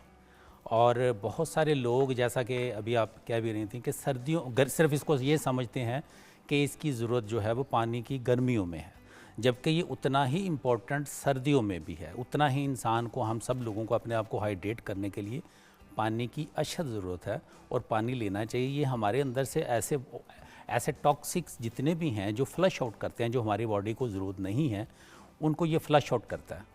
तो सबसे इम्पोर्टेंट जो है हाइड्रेशन में, इसमें पानी ही है और वाटर लेना चाहिए। इसके बहुत सारे और भी फ़वाइद हैं, मुख्तलिफ़ किस्म के हैं। मुख्तलिफ़ बीमारियों में मुख्तलिफ़ इंसान को बहुत सारी जगहों पर इसकी ज़रूरत नहीं भी है, उसमें कम भी लेना चाहिए, मगर वो सारी जितने भी हैं वो प्राइमरी फिजिशियंस जो हैं वो आपको देखकर चेकअप के बाद बताते हैं कि इसको हाइड्रेट कितना करना है, कितना नहीं करना। सर, सर्दियों में पानी को क्यों लोग इतना अवॉइड करते हैं? आपका एनालिसिस क्या है इस बात पे? क्योंकि पानी हम समझते हैं कि हमारी नीड जो है, जब हम प्यास लगती है तो पीते हैं पानी। अब क्योंकि गर्मियों में हमें प्यास ज़्यादा फील होती है, हमारी पसीना बहुत ज़्यादा आ रहा होता है, स्वेटिंग बहुत ज़्यादा होती है, जिसकी वजह से बॉडी जो है हमारी वो डिहाइड्रेट हो जाती है। तो हमारी फीलिंग्स हैं कि हमें पानी लेना चाहिए, प्यास लगती है, तो गर्मियों में हम ज़्यादा पानी ले लेते हैं। ये वाली फीलिंग जो सर्दियों में नहीं आती, तो हम समझते हैं कि हमें अब पानी की ज़रूरत नहीं है, मगर हमें पानी की उतनी ही ज़रूरत है। आलमोस्ट हमें यानी 2.7 लीटर के करीब हमें पानी लेना चाहिए। एक नॉर्मल इंसान को जो है 8 से 10 गिलास पानी के पीने चाहिए उसको, किसी भी सूरत में, जो हम सर्दियों में नहीं लेते, क्योंकि हमारी वो वाली फीलिंग नहीं होती। अगर हम पानी के मिथ्स के बारे में बात करें तो मैं शुरू करना चाहूँगी सुबह से। बहुत से लोग ऐसे हैं जो कहते हैं कि सुबह निहार मुंह 2 गिलास पानी पी लेना चाहिए। कुछ लोग क्या करते हैं, रात को चीज़ें जो हैं वो सोख कर देते हैं, जैसे कि अजवैन और कुछ ऐसी चीज़ें। कुछ लोग कलौंजी, मतलब रात को सोख कर देते हैं और सुबह वो पानी समेत पी जाते हैं, निहार मुंह जिसे कहते हैं। तो क्या निहार मुंह पानी पीना चाहिए? निहार मुँह पानी पीने के कुछ फ़वाइद भी हैं और कुछ चंद एक नुकसानात भी हैं। क्योंकि लोग कहते हैं कि जिनको कॉन्स्टिपेशन होती है या जिनके पेट के मसाइल चल रहे होते हैं, वो अगर खाली पेट पानी पी लें तो फिर उनका सिस्टम बेहतर हो जाता है। मैं उसी की तरफ आपको लेके जाता हूँ। अगर तो हम रात को जब हम सो कर उठते हैं तो हमारा मेटाबॉलिज्म वैसे भी स्लो होता है, हम थोड़ा सा वैसे भी स्लो उठते हैं और वो वाली एक्टिविटीज़ हमारे अंदर नहीं होती। तो अगर सुबह हम उठकर 500 ml यानी आधा लीटर के करीब 1.5 से 2 गिलास अगर पानी पी लेते हैं तो हमारे लिए वो ज़रूरत भी है और हमारी बॉडी को एक्टिव भी करती है। 1.5 लीटर भी लोग पीते हैं सुबह उठ के। मेरा ख्याल नहीं, इतना नहीं पीना चाहिए, यानी कम से कम 1.5 से 2 गिलास डेफिनेटली लेने चाहिए, निहार मुँह लेने चाहिए उसको। और उसके फ़वायद में एक तो एक बंदा एनर्जी आ जाती है, एक आपका मेटाबॉलिज्म फास्ट हो जाता है, और कुछ लोग आपको पता है इस पे डाइट पर भी होते हैं। सर, ये भी तो होता है ना, सुबह उठते ही कुछ लोग जो हैं वो ये करते हैं कि उठते ही चाय, या अभी आंख नहीं खुली तो कॉफ़ी का मग्गा बना लिया पीने के लिए। जिसको हमने बेड टी का नाम दिया हुआ है, बेड टी। ठीक है, वो सरासर वो नुकसान है और हमारे लिए नुकसानदेह है। ब्लैक टी तो ख़ास तौर पे ना, अगर आपने लेनी भी है, अगर बेड टी भी लेनी है, बट पानी पीने के बाद ग्रीन टी लें बजाय इसके कि वो ब्लैक टी लें। वो तो वैसे ही मैं पता क्या करती हूँ सर, मैंने तो एक चीज़ रूटीन बना ली है कि सुबह उठते ही ना पानी का 1-1.5 गिलास पिया, उसके बाद एक मग में अदरक वाली चाय नहीं होती, जी बिल्कुल, बहुत अच्छा चाय करते दूध वाली नहीं, अदरक पानी बॉईल किया, साथ उसमें आधी चमची शहद डाल दी अगर दिल चाहा, वरना जस्ट अदरक एंड गर्म पानी, हैं। ज़बरदस्त। ताकि थोड़े से गले की टकोर भी हो जाए। मौसम भी ऐसा है, आलूदगी अपनी जगह, और उसके बाद आपने अगर चाय पीनी है तो पी लें, लेकिन व्यूअर्स चाय भी खाली पेट नहीं रिकमेंडेड होती। ये कहा जाता है कि कुछ खा लें, कुछ खा कोई एक अंडा खा लें, कोई एक चीज़ बॉइल्ड एग खा लें, ताकि एटलीस्ट पेट लाइन हो जाए। ऐसे ही आप तेजाबियत वाली चीज़ पेट में डालते हैं, इवन दूध में लैक्टिक एसिड होता है, कुछ ना कुछ तो सिस्टम में जाए ना पहले। अच्छा, उसमें ना एक सुबह के वक्त कुछ लोग जैसे डायबिटिक भी हैं, उनको उनकी भी थोड़ी सी नीड होती है कि पानी लें। अच्छा, कुछ ऐसे पेशेंट्स भी हैं जो किडनी फेलियर की तरफ जा रहे होते हैं, उन लोगों को फिजिशियंस ने पानी इतना ज़्यादा लेने से मना किया होता है कि आपने अगर उसकी तरफ सर मैं आऊँगी अच्छा, please। अभी बीमारियों की तरफ आऊँगी। अगर अभी मैं पूरे दिन की रूटीन से निकलना चाहती हूँ, उसके बाद कौन लोग नहीं पी सकते, किनको ज़्यादा पीना चाहिए, इस पर हम आएंगे। ठीक है, क्योंकि प्रेगनेंसी में ज़्यादा पानी पीना चाहिए, 8 नहीं 12 गिलास पीने चाहिए, क्योंकि आपकी बॉडी फ्लूइड बना रही है बच्चे को उसके अंदर रखने जी, के जी, लिए, उसको बिल्कुल, भी हाँ जी। सो वो हम करेंगे बात, but I want to go step by step. ये तो सुबह हो गया, उसके बाद पूरे दिन में पानी पीने का रद्द-ए-अमल क्या होना चाहिए? मैंने ऐसे लोग देखे कि 1 लीटर पी लिया पानी सुबह, फिर सारा दिन पानी नहीं पिया, फिर रात को सोने से पहले पी लिया। नो, ये तरीकाकार गलत है। पानी अगर सुबह निहार मुँह ले लिया तो उसके बाद हमने जो भी, हर बंदे का एक फ़िक्स ब्रेकफास्ट बना हुआ है ना कि जी मैंने ये इस चीज़ का ब्रेकफास्ट लेना है। कुछ लोगों ने डाइट पर होते हैं, उनका ब्रेकफास्ट और है। ये रूटीन ये होनी चाहिए कि हमें 8 से 10 गिलास पानी के मैनेज करने हैं। वो हम हर 1.5 घंटे के बाद पीते हैं, 2 घंटे के बाद पीते हैं, बट ये रात से पहले, खाना खाने से पहले पानी पीना है, खाने के फ़ौरन बाद तो आप सल्लल्लाहु अलैहि वसल्लम ने भी मना फरमाया होगा, खाने के बाद नहीं लेना। बट ये नहीं है कि आपने एक जग सुबह पी लिया और एक सोने से पहले जग पी लिया, ये नुकसानदेह है। देखिए, मगरों लाने वाला काम नहीं करना, नहीं। पानी की ज़रूरत आपको सारा दिन है। अब बात ये है कि हम हमेशा, आपने देखा होगा व्यूज़ कि मेरे साथ पानी का ग्लास हमेशा पड़ा होता है, गेस्ट के साथ भी हमने पानी का ग्लास रखा होता है। क्यों? क्योंकि गेस्ट ने आधा घंटा बैठना है आपके पास, तो उस आधे घंटे में 4 घूंट तो बंदा पानी पीता है। हाइड्रेशन का मतलब है कंटिन्यूअस, हाइड्रेशन का मतलब एक टाइम फ्लड कर दिया सिस्टम तो। अच्छा, और रात को सोने से पहले सर पानी पीने के क्या नुकसान है? रात को सोने से पहले अगर आप पानी पीते हैं कि देखें, उसका सबसे बड़ा नुकसान तो ये है कि आपको यूरिनेशन बहुत ज़्यादा उसमें आती है, उसके साथ है। और दूसरा ये है कि हमारा एक मेटाबॉलिज्म जो ऑलरेडी चल रहा होता है, वो फिर उस तरीके से वो फास्ट नहीं रहता रात को सोते वक्त। तो बेहतर है कि रात को सोने से पहले पानी नहीं पीना चाहिए, खाना खाने से पहले पी लें। और अगर आप उसके बाद जब आप वॉक करते हैं तो उसके बाद एक आपकी नीड है 1 गिलास की है, 2 गिलास की है, वो पिएं, बट सोने से पहले पानी नहीं पीना चाहिए। सही।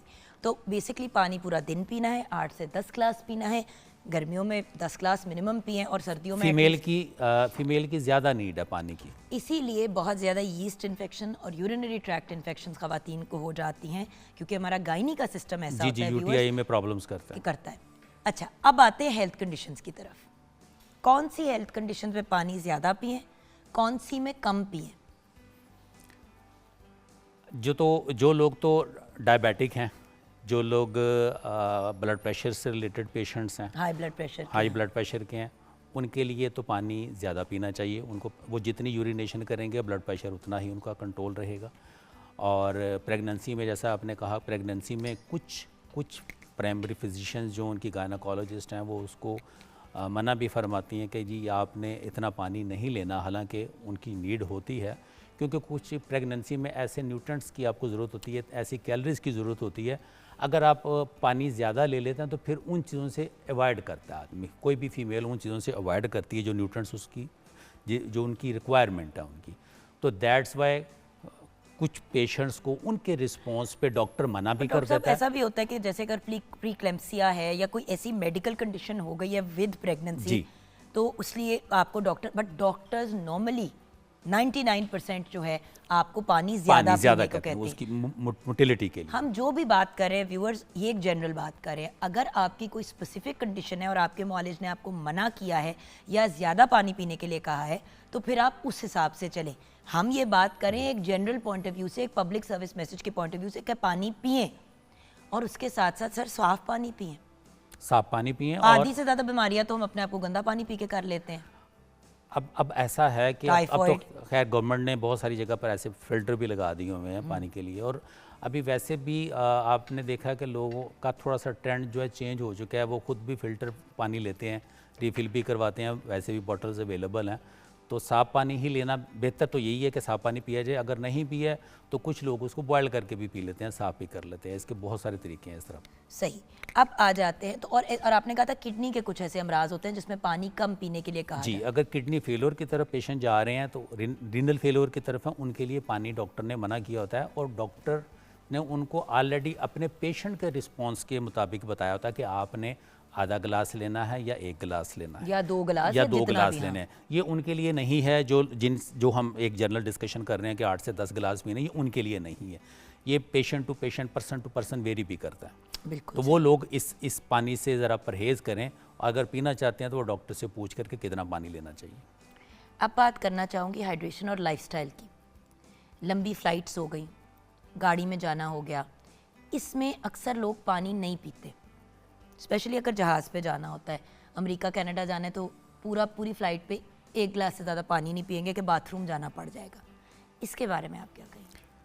देखिए, जब आपको ट्रैवलिंग, लॉन्ग ट्रैवलिंग है, तो हर बंदे को अपना बॉडी रिस्पॉन्स का पता है कि कुछ लोगों तो एक साइकी भी पेशेंट होते हैं ना कि उनको एक यूरिनेशन की प्रॉब्लम होती है कि मैंने ट्रैवल करना है तो वो फिर वॉशरूम जाएंगे, थोड़ी सी फ़्लाइट लेट हुई या ट्रैवलिंग में या पब्लिक ट्रांसपोर्ट से भी सफ़र कर रहे हैं तो फिर वॉशरूम से हो आएँ, ऐसा ना हो कि रास्ते में सर, लोग सारा दिन दफ्तर में काम कर रहे होते हैं जी। 8 घंटे बाथरूम को नहीं यूज़ करते। तो मेरी ज़ाती राय है कि अगर ऐसे पेशेंट है या ऐसी साइकोलॉजिकल इफ़ेक्ट आ रहा है ऐसे लोगों को, तो वो अवॉइड करें। वो ट्रैवलिंग में ज़्यादा पानी ना लें। मच बेटर तो ये है कि पानी ट्रैवलिंग में ना लें। हाँ, अगर 12-14 घंटे की फ़्लाइट है तो उसके लिए देखें प्लेन में भी तो ऑलरेडी वॉशरूम है। डॉक्टर साहब, हमारी एक मतलब मैं फ़्लाइट पे थी, कनाडा जा रही थी, और वो 14 घंटे की फ़्लाइट है जी, 14.5 घंटे की। तो मैं एकदम से ना एक स्यापा पड़ा है, खातून ऊंचा बोलना, मतलब चीखना शुरू हो गई दर्द में। ओल्डर आंटी थी। खैर जहाज़ पे एक डॉक्टर था, वो गया, उन्होंने उनसे बातचीत की, कड़ोल पड़ रहे थे। जब उनसे पूछा कि जी आपने पानी कितना पिया, तो कहती है मैंने कल से पानी नहीं पिया। इस खौफ से कि उनको वॉशरूम जाना पड़ेगा, ज़रा 75-80 की उनकी एज होगी, ओल्डर आंटी थी ज़रा, तो कहती है कि पुत्र मैं बाथरूम नहीं जाना, ऐथे मैंने कौन लेके जाएगा, कौन लेके आएगा, अकेली बेचारी ट्रैवल कर रही थी। तो उन्होंने एक दिन पहले भी पानी नहीं पिया और उस दिन भी नहीं पिया। जहाज़ पे वैसे ही आपको पता है हवा आपको डिहाइड्रेट कर देती है, हाइड्रेट कर दें। तो उनकी चीखें निकल पड़ी, उनको कड़ोल पड़ रहे थे क्योंकि पानी नहीं पिया था उन्होंने। ये तो ज़्यादती है, ऊपर से विटामिन डी की हम सबको वैसे ही इतनी कमी है, डेफिशिएंसी है जी।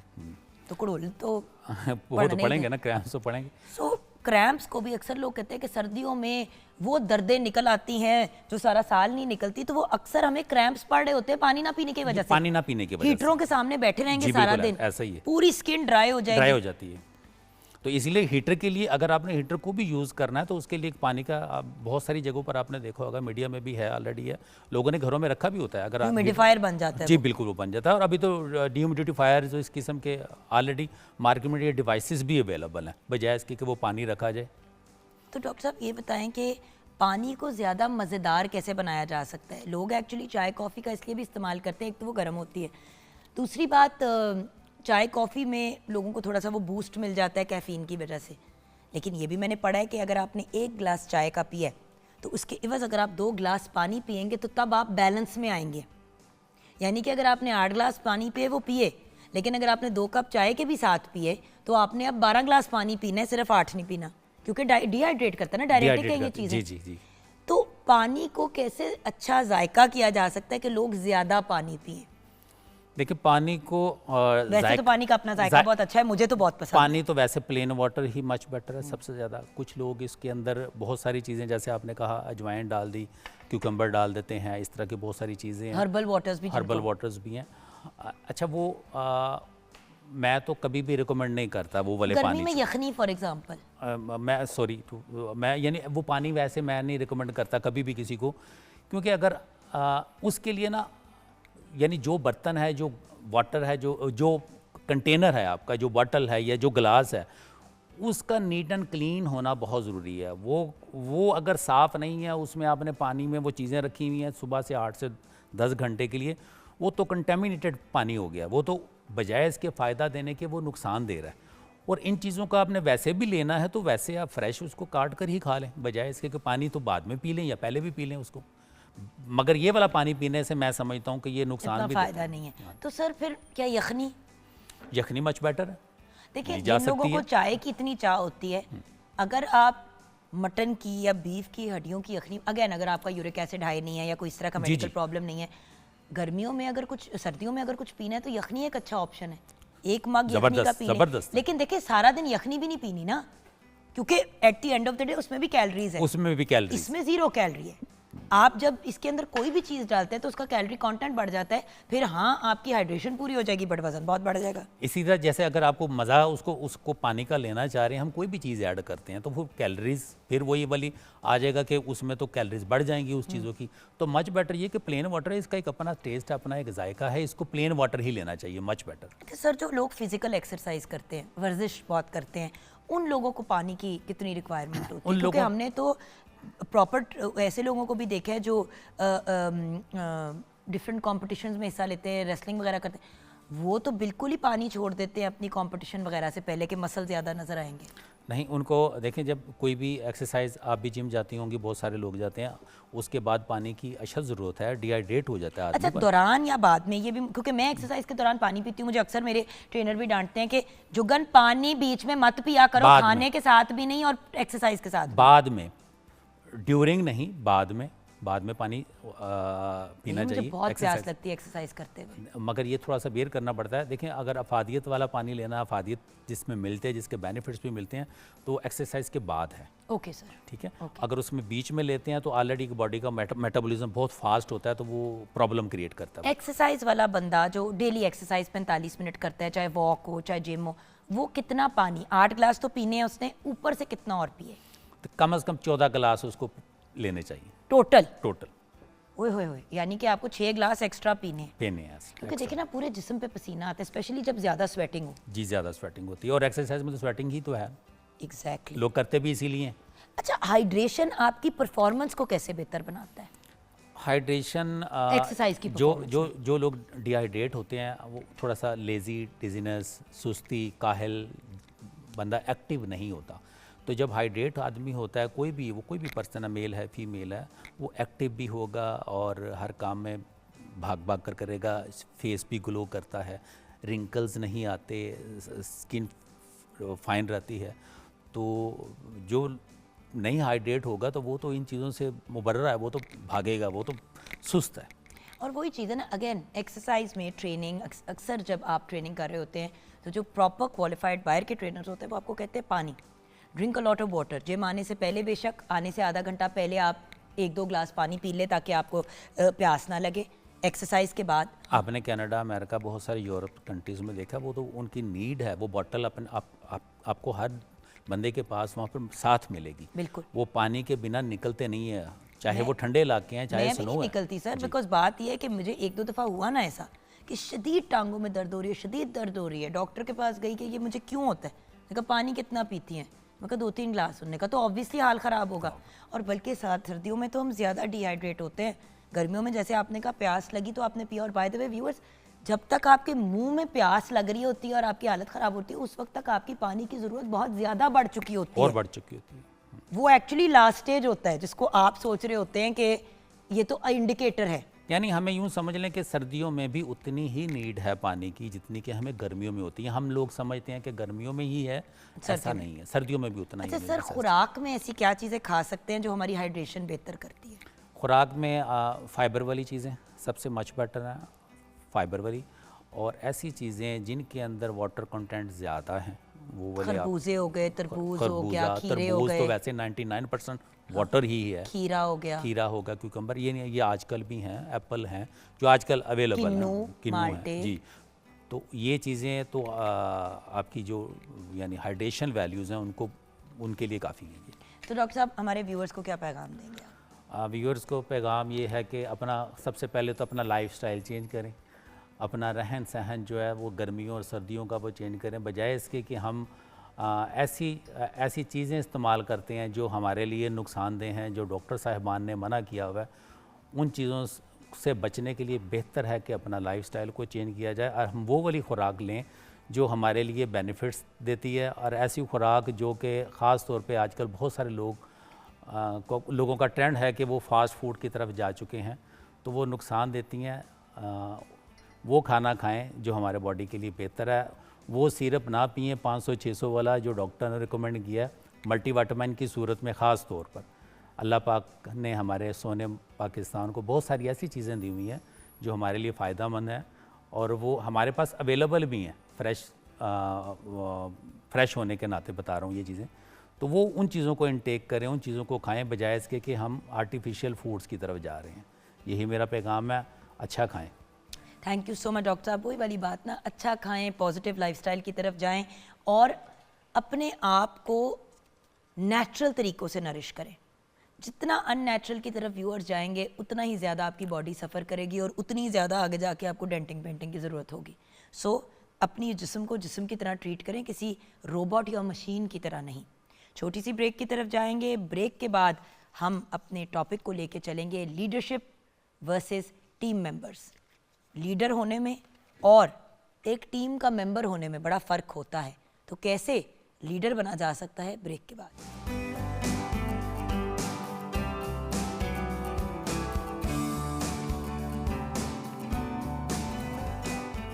Welcome back from the break viewers. अब हम बात करेंगे एक बड़े ही इम्पॉर्टेंट टॉपिक पे, team leader versus team member. आप क्या बनना चाहते हैं ये आपकी अपनी डिसीजन है। एक्चुअली इस चीज़ का फैसला इंसान खुद ही करता है मेरे ख्याल से, लेकिन बहुत से लोग ये भी कहते हैं कि कुछ लीडर्स या कुछ लोग ऐसे होते हैं जिनके अंदर इनबॉर्न ये चीज़ होती है, वो नेचुरली लीडर्स होते हैं, और कुछ लोग ऐसे होते हैं जो नेचुरली फॉलोअर्स ही होते हैं। अब ये कितना सच है, कितना गलत है, क्या हम खुद ही लोगों को कैटेगरीज में डाल देते हैं, इस पे अब हम डिस्कशन करेंगे। क्योंकि ऑब्वियसली हर इंसान की और हर माँ की या हर बाप की ये ख्वाहिश होती है कि उनका बच्चा जो है वो टीम लीडर बने, सिर्फ एक ग्रुप का हिस्सा ना हो बल्कि ग्रुप का हेड हो। हर बंदे का ख्वाब होता है। किसी भी जॉब में सेक्टर में जाते हैं, कंपनी में काम करने लगते हैं तो कहते हैं एक दिन मैंने CEO बनना है या अपनी कंपनी बनानी है, लेकिन 99% लोग यहाँ नहीं पहुँच पाते। ये भी क्या इशू है, इस सब पे हम गाइडेंस लेंगे आज अपने बहुत ही सक्सेसफुल और इंटरेस्टिंग एक्सपर्ट्स एंड पर्सनालिटीज से। सबसे पहले मिलते हैं मोहम्मद उस्मान ताहिर साहब से। पहले भी हमारे शो का हिस्सा रह चुके हैं, trainer, life coach and civil servant. अस्सलाम वालेकुम। वालेकुम अस्सलाम। कैसे हैं बॉस? अल्हम्दुलिल्लाह, आप ठीक हैं? बिल्कुल ठीक। और आपके साथ एक और बड़े प्यारे भाई हमारे साथ हैं, तसद्दुक़ गिलानी साहब, जो मोटिवेशनल स्पीकर भी हैं, टीवी मीडिया एनालिस्ट हैं, speaker and moderator at international and national forums. अस्सलाम वालेकुम। वालेकुम अस्सलाम। And then we have with us the lovely Umara Khalid, जो कॉर्पोरेट ट्रेनर भी हैं, एजुकेशनिस्ट भी हैं एंड फैमिली काउंसलर भी हैं। अस्सलाम वालेकुम। वालेकुम अस्सलाम। सो सबसे पहले सर आपसे बात का आगाज़ करेंगे। उस्मान साहब ये बताइए कि टीम लीडर क्या होता है, अगर हम इसको डिफाइन करें इस टर्म को। Thank you ma'am for having me on show. Team जो है ना, पहले टीम को हम डिफाइन कर लेते हैं। टीम क्या होती है? जी, ग्रुप कुछ होते हैं और कुछ टीम्स होती हैं। कुछ लोग हैं जो एक सराउंडिंग में काम कर रहे हैं, जो एक जियोग्राफिकल एरिया में काम कर रहे हैं, उनको आप ग्रुप कह सकते हैं। उस ग्रुप में से आप अपनी एक सूडो टीम निकालते हैं। अब टीम की कुछ क्वालिटीज़ हैं कि team is suppose to be small in number. आप देखें ना, क्रिकेट टीम है, 11 लोग उसके होंगे, फुटबॉल टीम होगी, टीम जहां पे भी होगी ना, that is suppose to be smaller in number, number 1। Number 2, team is suppose to be having complementary skills to do that task. ये आपका शो हो रहा है, यहाँ पे जितने लोग हैं उनको ये कॉम्प्लीमेंट्री स्किल्स आती हैं इस काम करने की। इस काम के लिए आप किसी माली को नहीं रख सकते, इस काम के लिए कोई ऐसा इररेलेवेंट बंदा नहीं जिसके पास ये कॉम्प्लीमेंट्री स्किल ना हो। खैर लोग रखते भी हैं डेफिनेटली। तो फिर वो टीम ना हुई, वो फिर ग्रुप में चली जाती है, जिसमें फिर आप पैरासाइट्स को भी साथ ऐड ऑन कर लेते हैं। और व्हाट आई मीन इज कि देखिए, अगर हम टीम की बात कर रहे हैं या टीम लीडर की बात करें तो बाय दैट हम जो जिस पॉइंट ऑफ व्यू से पूछ रहे हैं वो चाहे किसी कंपनी का सीईओ क्यों ना हो, वो भी उसके अंदर उस ज़ुमरे में असल में बंदा लीडर कैसे बने, हम ये जानना चाह रहे हैं आज के शो में। लीडर की जो पहली क्वालिटी है ना madam, he should be a good listener. जब तक आप अपने टीम मेंबर्स की बात को सुन नहीं सकते ना, तब तक आप गुड कम्युनिकेटर हो ही नहीं सकते। अब टीम मेंबर की क्वालिटी है कि वो अपना जो उसका आइडिया है टीम लीडर का, वो कम्युनिकेट कर सके टू हिज टीम मेंबर्स। जब तक वो सुनेगा नहीं, जब तक उसके अंदर सुनने की कैपेसिटी और कैपेबिलिटी है नहीं, तो वो कम्युनिकेट नहीं कर सकेगा। Team leader is supposed to be problem solver, not the problem creator. उसका काम है कि वो सारों को सुनेगा, जो प्रॉब्लम आएगा उसका सोल्यूशन देगा। फैसला उसने अपना सारों को सुन के करना है, बट इट डजंट मीन कि वो किसी के दूसरे के फैसले से उससे इन्फ्लुएंस हो रहा है। टीम लीडर की ये क्वालिटी है कि वो लोगों को उनके मेरिट पे जज करता है, वो अपनी प्री कंसीव्ड नोशन पे जज नहीं करता। ये जुगन है, इनको तो मैं पहले जानता हूं, पहले प्रोग्राम में भी हम इकट्ठे हुए थे, इनका बिहेवियर इस तरह, ये उस्मान है, ये फलाने मेरे दोस्त का बेटा है तो ये इस तरह का होगा। वो इस तरह से वो अपने टीम मेंबर्स को ऑन मेरिट जज करता है, उसकी इनपुट को वैल्यू करता है, उसकी हर मीटिंग के अंदर जो वो इनपुट ऑन मेरिट दे रहा है उस मेरिट पे फिर वो चीजों को आगे लेके चलता है, कम्युनिकेट करता है, प्रॉब्लम को सॉल्व करता है, लोगों की इनपुट लेने के बाद सिर्फ अपने फैसले को इंपोज नहीं करता। ऑसम। Team member right. तो बेसिकली ऑफ कोर्स मैं अक्सर ये कहता हूँ कि जो विन है ना या जो कामयाबी है वो हमेशा टीम की होती है। इंडिविजुअल्स ऑफ कोर्स उससे लाइटन अप हो जाते हैं, लेकिन टीम जो है वो कंट्रीब्यूट, तो team member is a contributor actually. क्योंकि देखिए ना 50 लोग एक ही टीम में टीम लीडर नहीं हो सकते, लीडर एक ही होता है। एग्जैक्टली। तो जो टीम जैसे जैसे अभी इन्होंने बात की कि रेलेवेंट होना उस टास्क के साथ या उस ऑब्जेक्ट के साथ और उसमें कंट्रीब्यूट करना, उसके लिए केपेबल होना, वो कैपेबिलिटीज़ उसके अंदर हैं, तो वो टीम मेंबर है। अब ऑफ कोर्स टीम मेंबर ने करना क्या है, टीम मेंबर ने अपनी राय देनी है और राय देने के बाद जो भी टीम, मैं लीडरशिप को थोड़ा सा डिफ़ाइन करता हूँ वो अपने लफ्ज़ों में। अब वो ये है कि leadership is a journey from selfishness to selflessness. लेकिन अगर आप ये लीडर की बात करते हैं ना तो इतना इट्स नॉट इजी, इतना आसान नहीं होता। लेकिन इस जर्नी में आप जितना आगे जाते रहते हैं आप उतनी लीडरशिप क्वालिटीज़ आपके अंदर आती हैं। यानी वो अपने बारे में नहीं सोचता, वो अपने मकसद के बारे में सोचता है और उस हिसाब से टीम मेंबर्स को लीड करता है। तो जो भी जैसे वो कहते हैं ना उसके अंदर एम्पैथी भी होती है, उसके अंदर लिसनिंग स्किल्स भी होती हैं, उसके अंदर डिसीजन मेकिंग होती है, उसके अंदर बहुत सारी ऐसी क्वालिटीज़ हैं जो, लेकिन जैसे आपने कहा सीईओ ज़रूरी नहीं है वो लीडर भी हो। You can be a leader to the person sitting next to you. आपके साथ कोई बैठा है, आपका बच्चा है, आपका भाई है, आपका कोलीग है, उसके लिए आप लीडर बन सकते हैं, प्रोवाइडेड कि आप उसको वो विजन दे रहे हैं, उसको वो उस तरह से गाइड कर रहे हैं। बाज़ औक़ात लोग कंफ्यूज होते हैं छोटे छोटे मसाइल में, वो ऐसे ना वो कहते हैं उनके अंदर यानी उन्हें रास्ता नज़र नहीं आ रहा होता। लेकिन लीडर मेरे नज़दीक हेलीकॉप्टर पे बैठा हुआ एक शख्स है जिसको पूरा विजन है, वो उसको बता सकता है कि यार आप ऐसे जाओगे तो ऐसे होगा, ऐसे जाओगे तो ऐसे होगा। So it's a vision, it's all about vision. तो उस विजन को फॉलो अगर किया जाए रिलीजियसली तो that is called team member. अगर वो टीम है जो रिलीजियसली फॉलो करती है अपने टीम लीडर के विजन को और उसकी कमांड को, तो definitely that becomes a winning team. अब उसमें वो कहते हैं ना वंस, एक आखिरी बात इस हवाले से। भैया आपके साथ डिसएग्री करते हैं एक जो जगह पे अच्छा। कि बात ये कि अगर वो अपनी विजन को लेके चलेंगे तो बाकी टीम मेंबर्स तो सिर्फ फिर एक क्वाइट फॉलोअर्स बन जाते हैं। नहीं, मैं I could see from your expression कि मैं भी यही सोच रही थी। एक इसमें मैं फाइनल बात वो ये करना चाहता हूँ कि टीम मेंबर्स की contribution of course idea sharing भी होती है। वो अपनी अपनी राय भी देते हैं, अपने अपने एक्सपर्टीज़ के हवाले से कुछ ना कुछ इनपुट्स देते हैं। लेकिन once the decision is made by the leader, फिर वो उनकी राय के टीम मेंबर्स की राय के खिलाफ है या उसके साथ है, उन्होंने उसको फॉलो करना है। यानी कि जो भी फैसला लिया मिलजुल के मुशावरत से लिया, उनकी राय भी सुनी। बट वही वाली बात है ना व्यूअर्स कि at the end of the day if you are a leader, if you have been selected या आपने खुद अपने आप को डेजिग्नेट किया एज अ लीडर, तो फिर आप पे ही ओनस आता है अच्छी डिसीजंस का भी और बुरी का भी। क्योंकि अगर आप भंड करेंगे तो वो भी आपके ऊपर है। और सर एक बात ज़रूर कहूँगी, टीम की सुनना बहुत ज़रूरी है, लेकिन कहीं ना कहीं अब देखें ना, 100 लोग अगर एक जगह पे खड़े हैं या 20 लोग भी एक जगह खड़े हैं, 20 के 20 बड़ा कम है कि एक ही चीज़ पे अग्री करें। फाइनल डिसीजन तो फिर लीडर को ही लेनी पड़ती है, राइट? तो मैडम आप इस पे क्या कहेंगी, उसके बाद then will open up the conversation more. जी ठीक है। जब हम लीडरशिप की बात करते हैं ना, तो टॉपिक सुन के ज़रा लगता है, नाम सुन के कि बड़ी कोई ऐसी चीज़ है जहाँ पे हम अथॉरिटी की बात कर रहे हैं, ठीक है, जबकि ये बिल्कुल इसके ऑपोजिट है। तो जो एक ट्रू लीडर होता है ना, बेसिकली वो अपनी अथॉरिटी नहीं दिखाता। नेपोलियन कहता है कि leadership basically is a ray of hope in the darkness. तो जहाँ पे एक मजमे को, एक कम्युनिटी को, टीम लीड है, उनको कुछ नहीं पता चल रहा कि हमने क्या करना है, तो वहाँ पे एक बंदा खड़ा होता है, या तो वो किसी पोजीशन पे ऑलरेडी उसको लाया गया होता है, या वो उनमें से खड़ा होता है जो कहता है कि अच्छा ठीक है, ये हमारी स्ट्रैटेजी होगी, ये हम इसमें इनोवेशन कर सकते हैं, ये हम सेट कर सकते हैं अपने गोल, ये हमारी स्ट्रैटेजी होगी। तो समटाइम्स जो है लीडरशिप जो है ना, वो किसी पोजीशन का नाम नहीं होता, एक्शन का नाम होता है। तो आपका जो एक्शन प्लान है वो डिटर्मिन करता है। उसके बाद फिर सेल्फ अवेयरनेस। फॉर एग्जांपल मैं कहती हूँ कि ठीक है, मेरे पास ये 10 लोगों की एक टीम है, मैंने इनको लीड करना है, या मेरा एक सर्टेन जो है टास्क है, मैंने उसको कंप्लीट करना है, उसके लिए मेरी self awareness about that particular thing वो कितनी है, वो बहुत ज़्यादा इंपॉर्टेंट है। तो जब ये डिफरेंट चीज़ें मिल जाती हैं, डिफरेंट क्वालिटीज़ की, जैसे पहले बात हो रही थी, तो वो जाके फिर एक लीडर को बनाती हैं, और वहाँ से फिर एक जर्नी जो है ना लीडरशिप की स्टार्ट होती है। Agreed. Sir coming back to you, आपके ख्याल में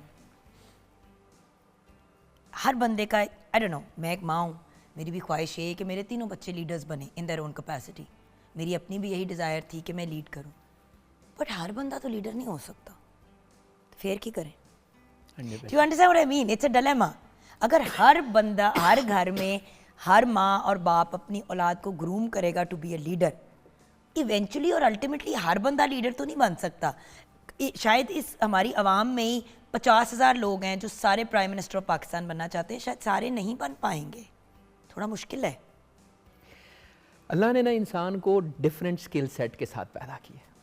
किसी की राइटिंग अच्छी है, किसी की क्रैमिंग अच्छी है, किसी की स्टोरी टेलिंग अच्छी है, किसी की खुशखती बड़ी अच्छी है।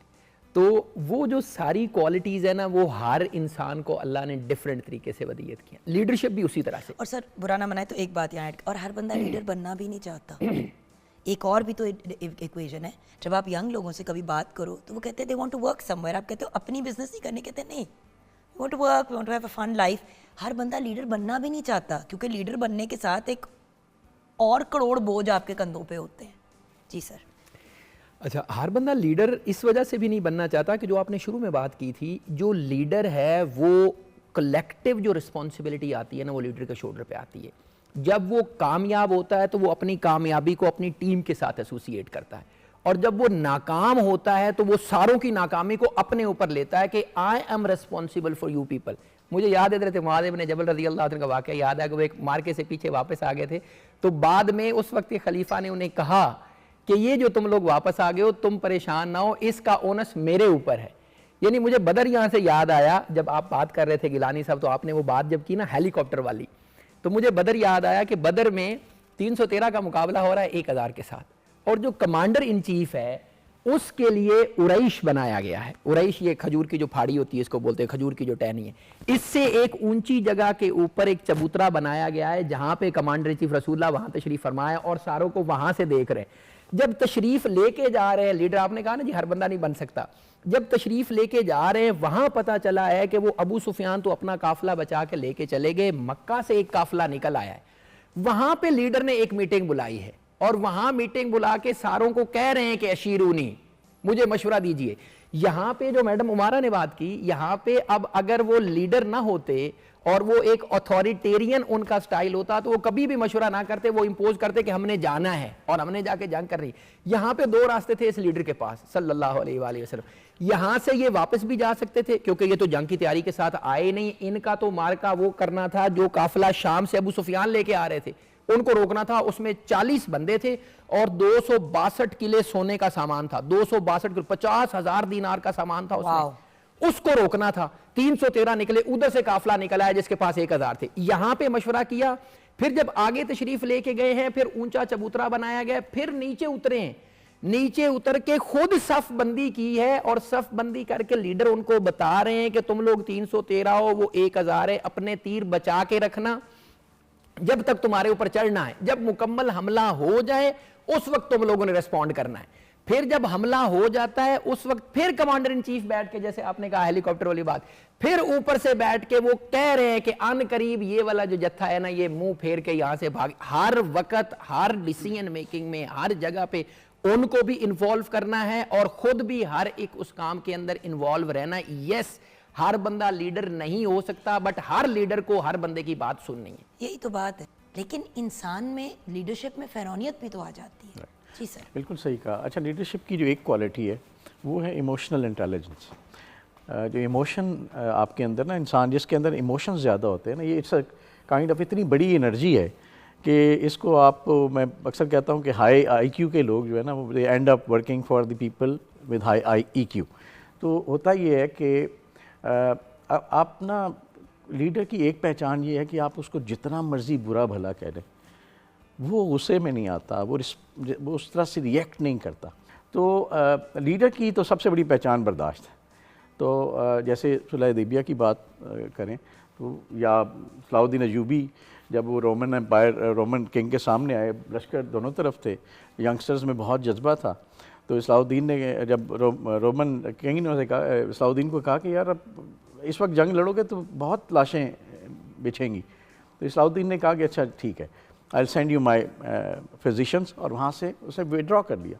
और यंगस्टर्स ने कहा ये क्या किया है, ये तो बड़ी बुज़दिली है। उसने कहा नहीं, इसका वक्त आएगा। और फिर वही हुआ कि जब वक्त आया तो उस वक्त फिर दुनिया ने देखा कि क्या हुआ। तो लीडर जो है वो, एक तो बात यह है कि वो तौसीह के लिए नहीं लड़ता, उसके अज़ाइम वो उस तरह के वो नहीं होते जैसे हम आम तौर पे कहते हैं ना, तौसीह पसंदाना अज़ाइम या लालच या तमा, सेल्फिशनेस तो होती नहीं उसके अंदर। तो उसके अपने जो विजन होता है उसके, वो मेरे ख्याल बड़ा एक डिफरेंट विजन है। जैसे अभी इन्होंने मिसाल दी। बात यह है कि किस तरीके से यंग लोगों को, ब्रेक की तरफ बढ़ेंगे, ब्रेक के बाद जब वापस आएंगे व्यूअर्स, तो मैडम आपसे जानना चाहूँगी, क्योंकि आप फैमिली काउंसलिंग भी करती हैं, कि कैसे यंग लोगों को ग्रूम किया जाए।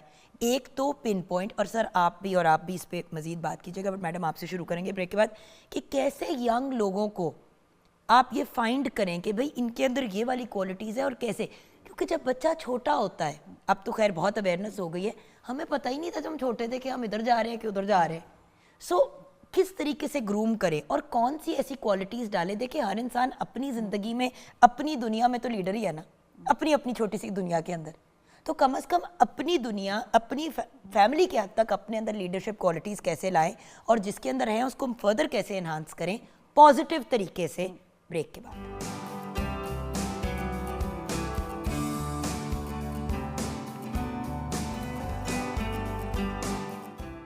Welcome back from the break viewers. आइए किचन में नज़र डालते हैं। शेफ़ तैयबा, जो अपने राइट में भी एक लीडर है, क्या सिचुएशन है? जी व्यूअर्स, हैदराबादी चिकन मसाला बिल्कुल तैयार है और इसको आप सर्व कर सकते हैं गार्लिक नान के साथ, या आप लच्छा पराठा के साथ भी खा सकते हैं, और अगर आप राइस लवर हैं तो राइस के साथ भी खा सकते हैं। ज़रूर ट्राई कीजिएगा। Thank you so much. Thank you. जी मैडम, अब आपकी तरफ आते हैं। मैम ये बताइए कि लीडरशिप क्वालिटीज़ कैसे बंदा, कुछ, क्योंकि मैंने ऐसे माँ बाप भी देखे हैं जो कभी कभी कहते हैं ना, यार मेरा पुत्र, मैंने पता सी एक दिन ऐ साडा नाम रोशन करेगा। अब वो शायद पता था कि नहीं था, एम ही प्रेडिक्शन मारी थी, वो I don't know. How can you define एक छोटी एज पे कि आपके बच्चों में लीडरशिप क्वालिटीज़ हैं, और उसको ग्रूम कैसे किया जाए? ठीक है। अच्छा, एज अ पेरेंट तो आइडेंटिफाई एक सर्टेन एज पे जाके पेरेंट्स करते हैं उसको, लेकिन ये है कि जब आप उसकी ग्रूमिंग कर रहे हैं बच्चे की, जब उसकी तरबियत हो रही है और आप चाहते हैं कि आपका बच्चा जो है वो लीडरशिप कैपेसिटी के अंदर आए, तो बहुत ज़्यादा ज़रूरी है कि उसको इम्पॉर्टेंस दी जाए उन ट्रेड्स की जिनको हमारा माशरा बड़ा छोटा समझता है। फॉर एग्ज़ाम्पल ऑनेस्टी हो गई, करेज हो गया, ट्रुथफुलनेस हो गया, ट्रांसपेरेंसी हो गई। हमारे घरों में क्या ट्रेंड है यहाँ पे पाकिस्तान में, अगर ओवरऑल हम देखते हैं कि हम एट टाइम्स झूठ को रियलाइज़ ही नहीं करते। हम कहते हैं कि अच्छा चलो हम एक्सक्यूज़ दे रहे हैं, कि फॉर एग्जांपल बच्चा आके कहता है कि आपका फ़ोन आया है या बाहर क्यों आया है, और पेरेंट आगे से कह देता है कि उन्हें कहो कि मैं घर पे नहीं हूँ। अब बच्चे विद टाइम बच्चा इसको बिल्ड कर लेता है कि अच्छा ये तो छोटे छोटे एक्सक्यूज़ेज़ हैं, किसी टाइम भी दिए जा सकते हैं। वो ये रियलाइज़ नहीं कर रहे ना पेरेंट्स ना बच्चा कि ये झूठ है, और ये कन्वर्ट होगा आगे जाके बड़े मसाइल के अंदर।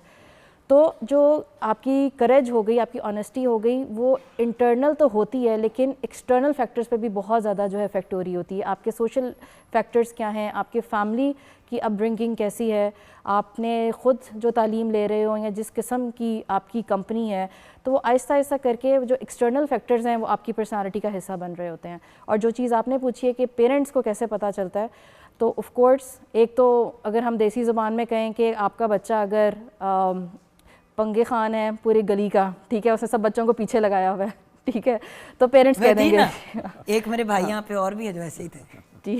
ये हम दोनों तो बड़े सिमिलर हैं, पता नहीं तसद्दुक भाई आप कैसे थे, लेकिन ये वाले भाई और ये वाले भाई जो है दोनों के दोनों जो है वो क्योंकि हमारे पास ये बड़े देसी से फैक्टर्स होते हैं, हम इन पे आइडेंटिफाई कर देते हैं। हाँ, ठीक है। अब बहुत ज़्यादा कोई बच्चा एक्स्ट्रा वर्ड होगा, उसको हम कह देंगे कि अच्छा ये बड़ा होकर कोई बड़ा काम करेगा, ठीक है। एक्चुअली जान, जिन बच्चों में बहुत एक्सेस एनर्जी होती है, अगर आप मेडिकली भी आप चेक करें from psychological point of view, तो मैं आपको गारंटी के साथ कह सकती हूँ कि भैया आपको ADHD होगी, चाहे लो हो या मॉडरेट। Exactly. मुझे मॉडरेट टू हाई है। एग्जैक्टली। सारा बचपन जिन बच्चों को डांटे पिटती हैं, जिनको ये कहा जाता है काम डाउन, ये नहीं कि बदतमीजी, just hyper, this desire to do something, ये जो होती है ना चीज, इसको अक्सर लोग जो है या नेगेटिव ले जाते हैं या कहते हैं यही लीडर बनेगा, ये नहीं रियलाइज करते कि उसकी ग्रूमिंग करनी पड़ती है, और ऐसे वरना जो- बेलगाम घोड़े की तरह आप निकल जाते हैं।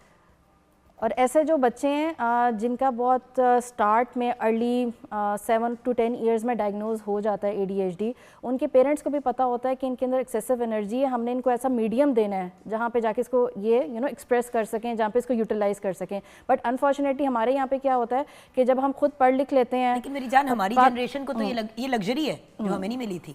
लेकिन अब माशाल्लाह ये है कि पेरेंट्स भी एजुकेटेड हैं, उनको किसी हद तक पता है। मैं ये नहीं कहूँगी कि सारे पेरेंट्स एजुकेटेड है इस मामले के अंदर। इस चीज को अब मैं सर आपकी तरफ लेके आऊंगी, because I know that you were a young very innovative person. भाग दौड़, ये वो, ये करना है वो करना है, हर वक्त मस्ती। डांटे भी बड़ी पड़ी होंगी, बड़ी डांटे सर, डांटे पिटती थी बचपन में? थप्पड़ भी पड़े। सदके जाऊं, चले हम फिर सगे भाई बहन हैं, बाकायदा सगे। दसो भाई अब जरा ठीक थे ना, शरीफ टाइप थे, धीमे थे जरा। अब बात ये है कि ऐसे यंग लोगों को, अब एक आप है जो माशाल्लाह एक बहुत बड़ी सक्सेस स्टोरी निकले, तसद्दुक भाई आप भी, मेरी जान आप भी, आप तीनों सक्सेस स्टोरीज निकले। लेकिन ऐसे भी तो यंग लोग होते हैं जिनकी इस चीज़ को ग्रूम नहीं किया जाता और वो गलत तरफ निकल जाते हैं, अगर आप समझ रहे हैं ना, एंटी लीडर बन जाते हैं। लीडर होते हैं लेकिन गलत कैपेसिटी में। किस तरीके से, सही तरीके से, वो जो कहते हैं ना कि नॉब को ऐसे हिला के ऐसे करें कि एडजस्टमेंट सही हो जाए, ताकि आप किसी को नुकसान पहुंचाने के बजाय फ़ायदेमंद हो।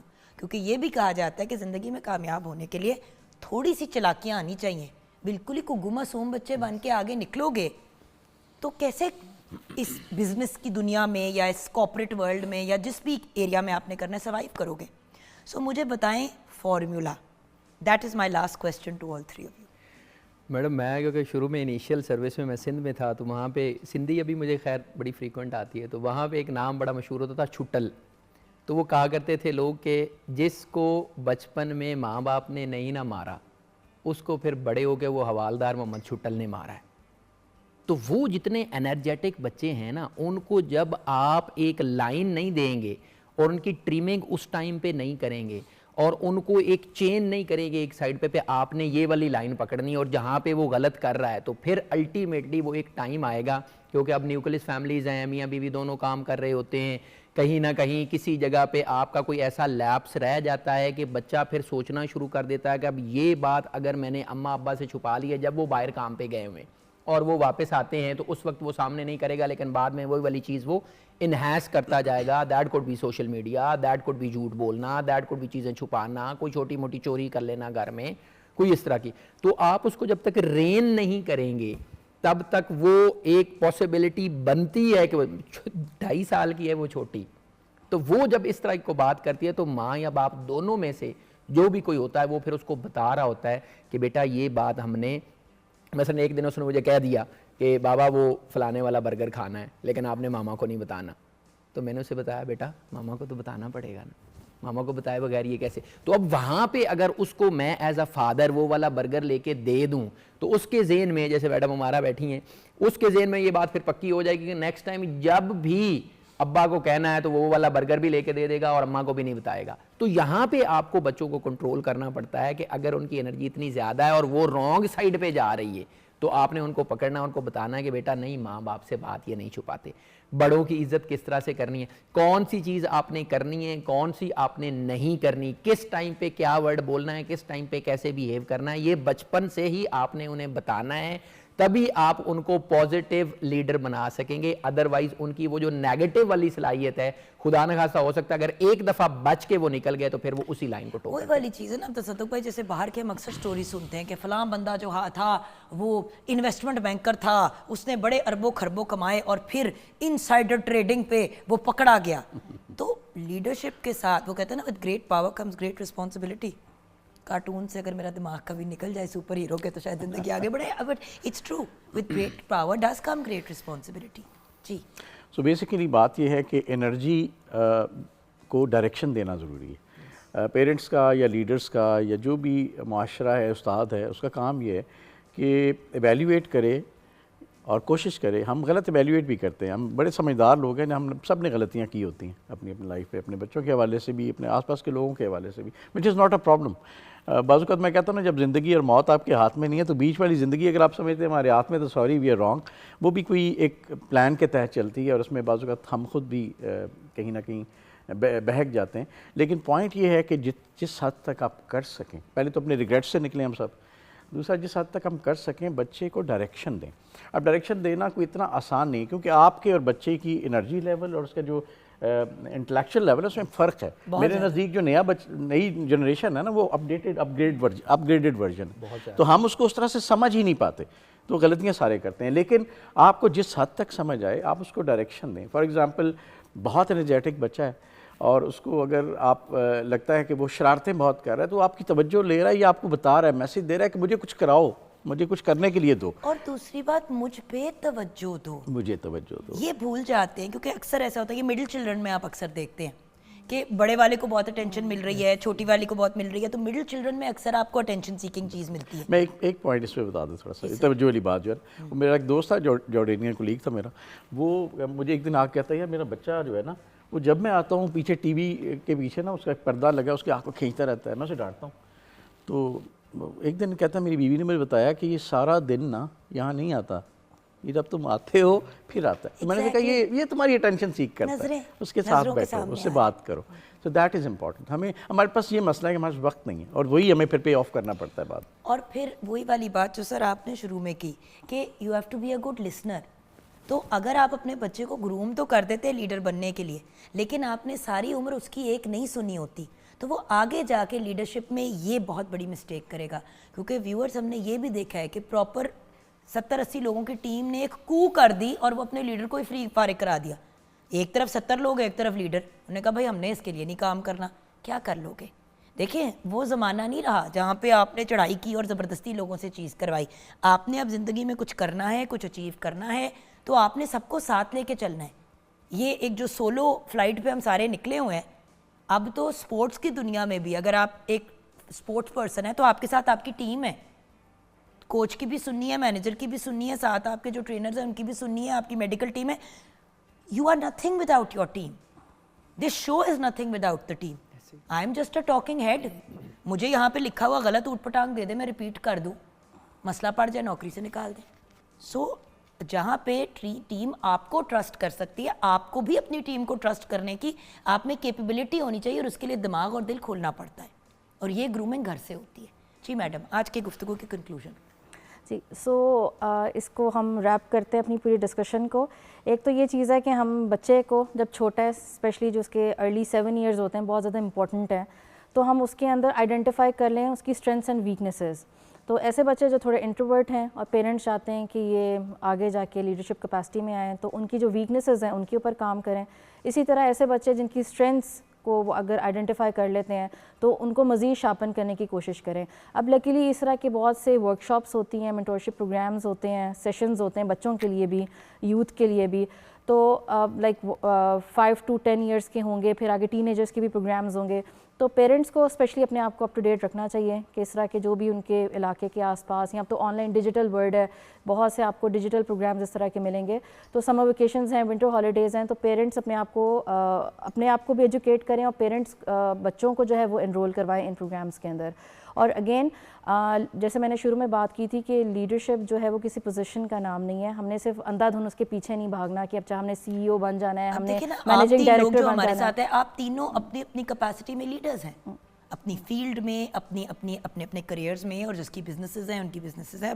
जैसा तो भाई आपकी your CEO of your company also, right? So the point is हम सब अपनी अपनी कैपेसिटी में लीडर्स हैं, और अपने आप को ग्रूम करके सर्टन तरीके से आगे लेके चलना तो एक सर्टन एज के बाद हमारे ऊपर आता है। वो जो इनिशियल फॉर्मेटिव ईयर्स होते हैं वो बड़े इंपॉर्टेंट होते हैं, right ma'am? Right. So thank you so much for joining us, God bless you guys. वही वाली बात है ना कि व्यूअर, लीडर बनने का तो शौक है, लेकिन अगर बनना है तो उसके साथ उसके जो तकाजे हैं वो भी पूरे करने हैं, और बहुत बड़ी जिम्मेदारी है। इसीलिए शायद बहुत से यंग लोग घबरा जाते हैं और कहते हैं हम नौकरी कर लेंगे, लेकिन नौकरियां अब नहीं हैं, क्योंकि हर कंपनी और हर जगह, क्योंकि ये जो हमारे डिवाइसेस हैं, कंप्यूटर्स हैं, उन चीज़ों के थ्रू लोग पूरी बड़ी बड़ी कंपनीज चला रहे हैं अकेले। डिफरेंट ममालिक में लोग बैठे हुए हैं, उनको उन्होंने रिस्पॉन्सिबिलिटीज़ दी हुई हैं, और एक बंदा लीडर है उस चीज़ का। सो हर बंदे को आजकल की दुनिया में लीडर बनने की एटलीस्ट क्वालिटीज़ पता होनी चाहिए, ताकि वो अपने आप को जब कभी ऐसी पोजीशन में आए उसको संभाल सके। तो इतनी अपनी ब्रेन की कैपेसिटी रखें कि अगर बौता आए तो आप उसको संभाल भी सकें। यहाँ पे अपने शो को कंक्लूड करेंगे, और हमारे लीडर्स का बहुत बहुत शुक्रिया जिन्होंने आज हमारे प्रोग्राम के लिए वक्त निकाला। God bless you guys, thank you. अपना ख्याल रखिएगा व्यूअर्स, खुदा हाफिज़।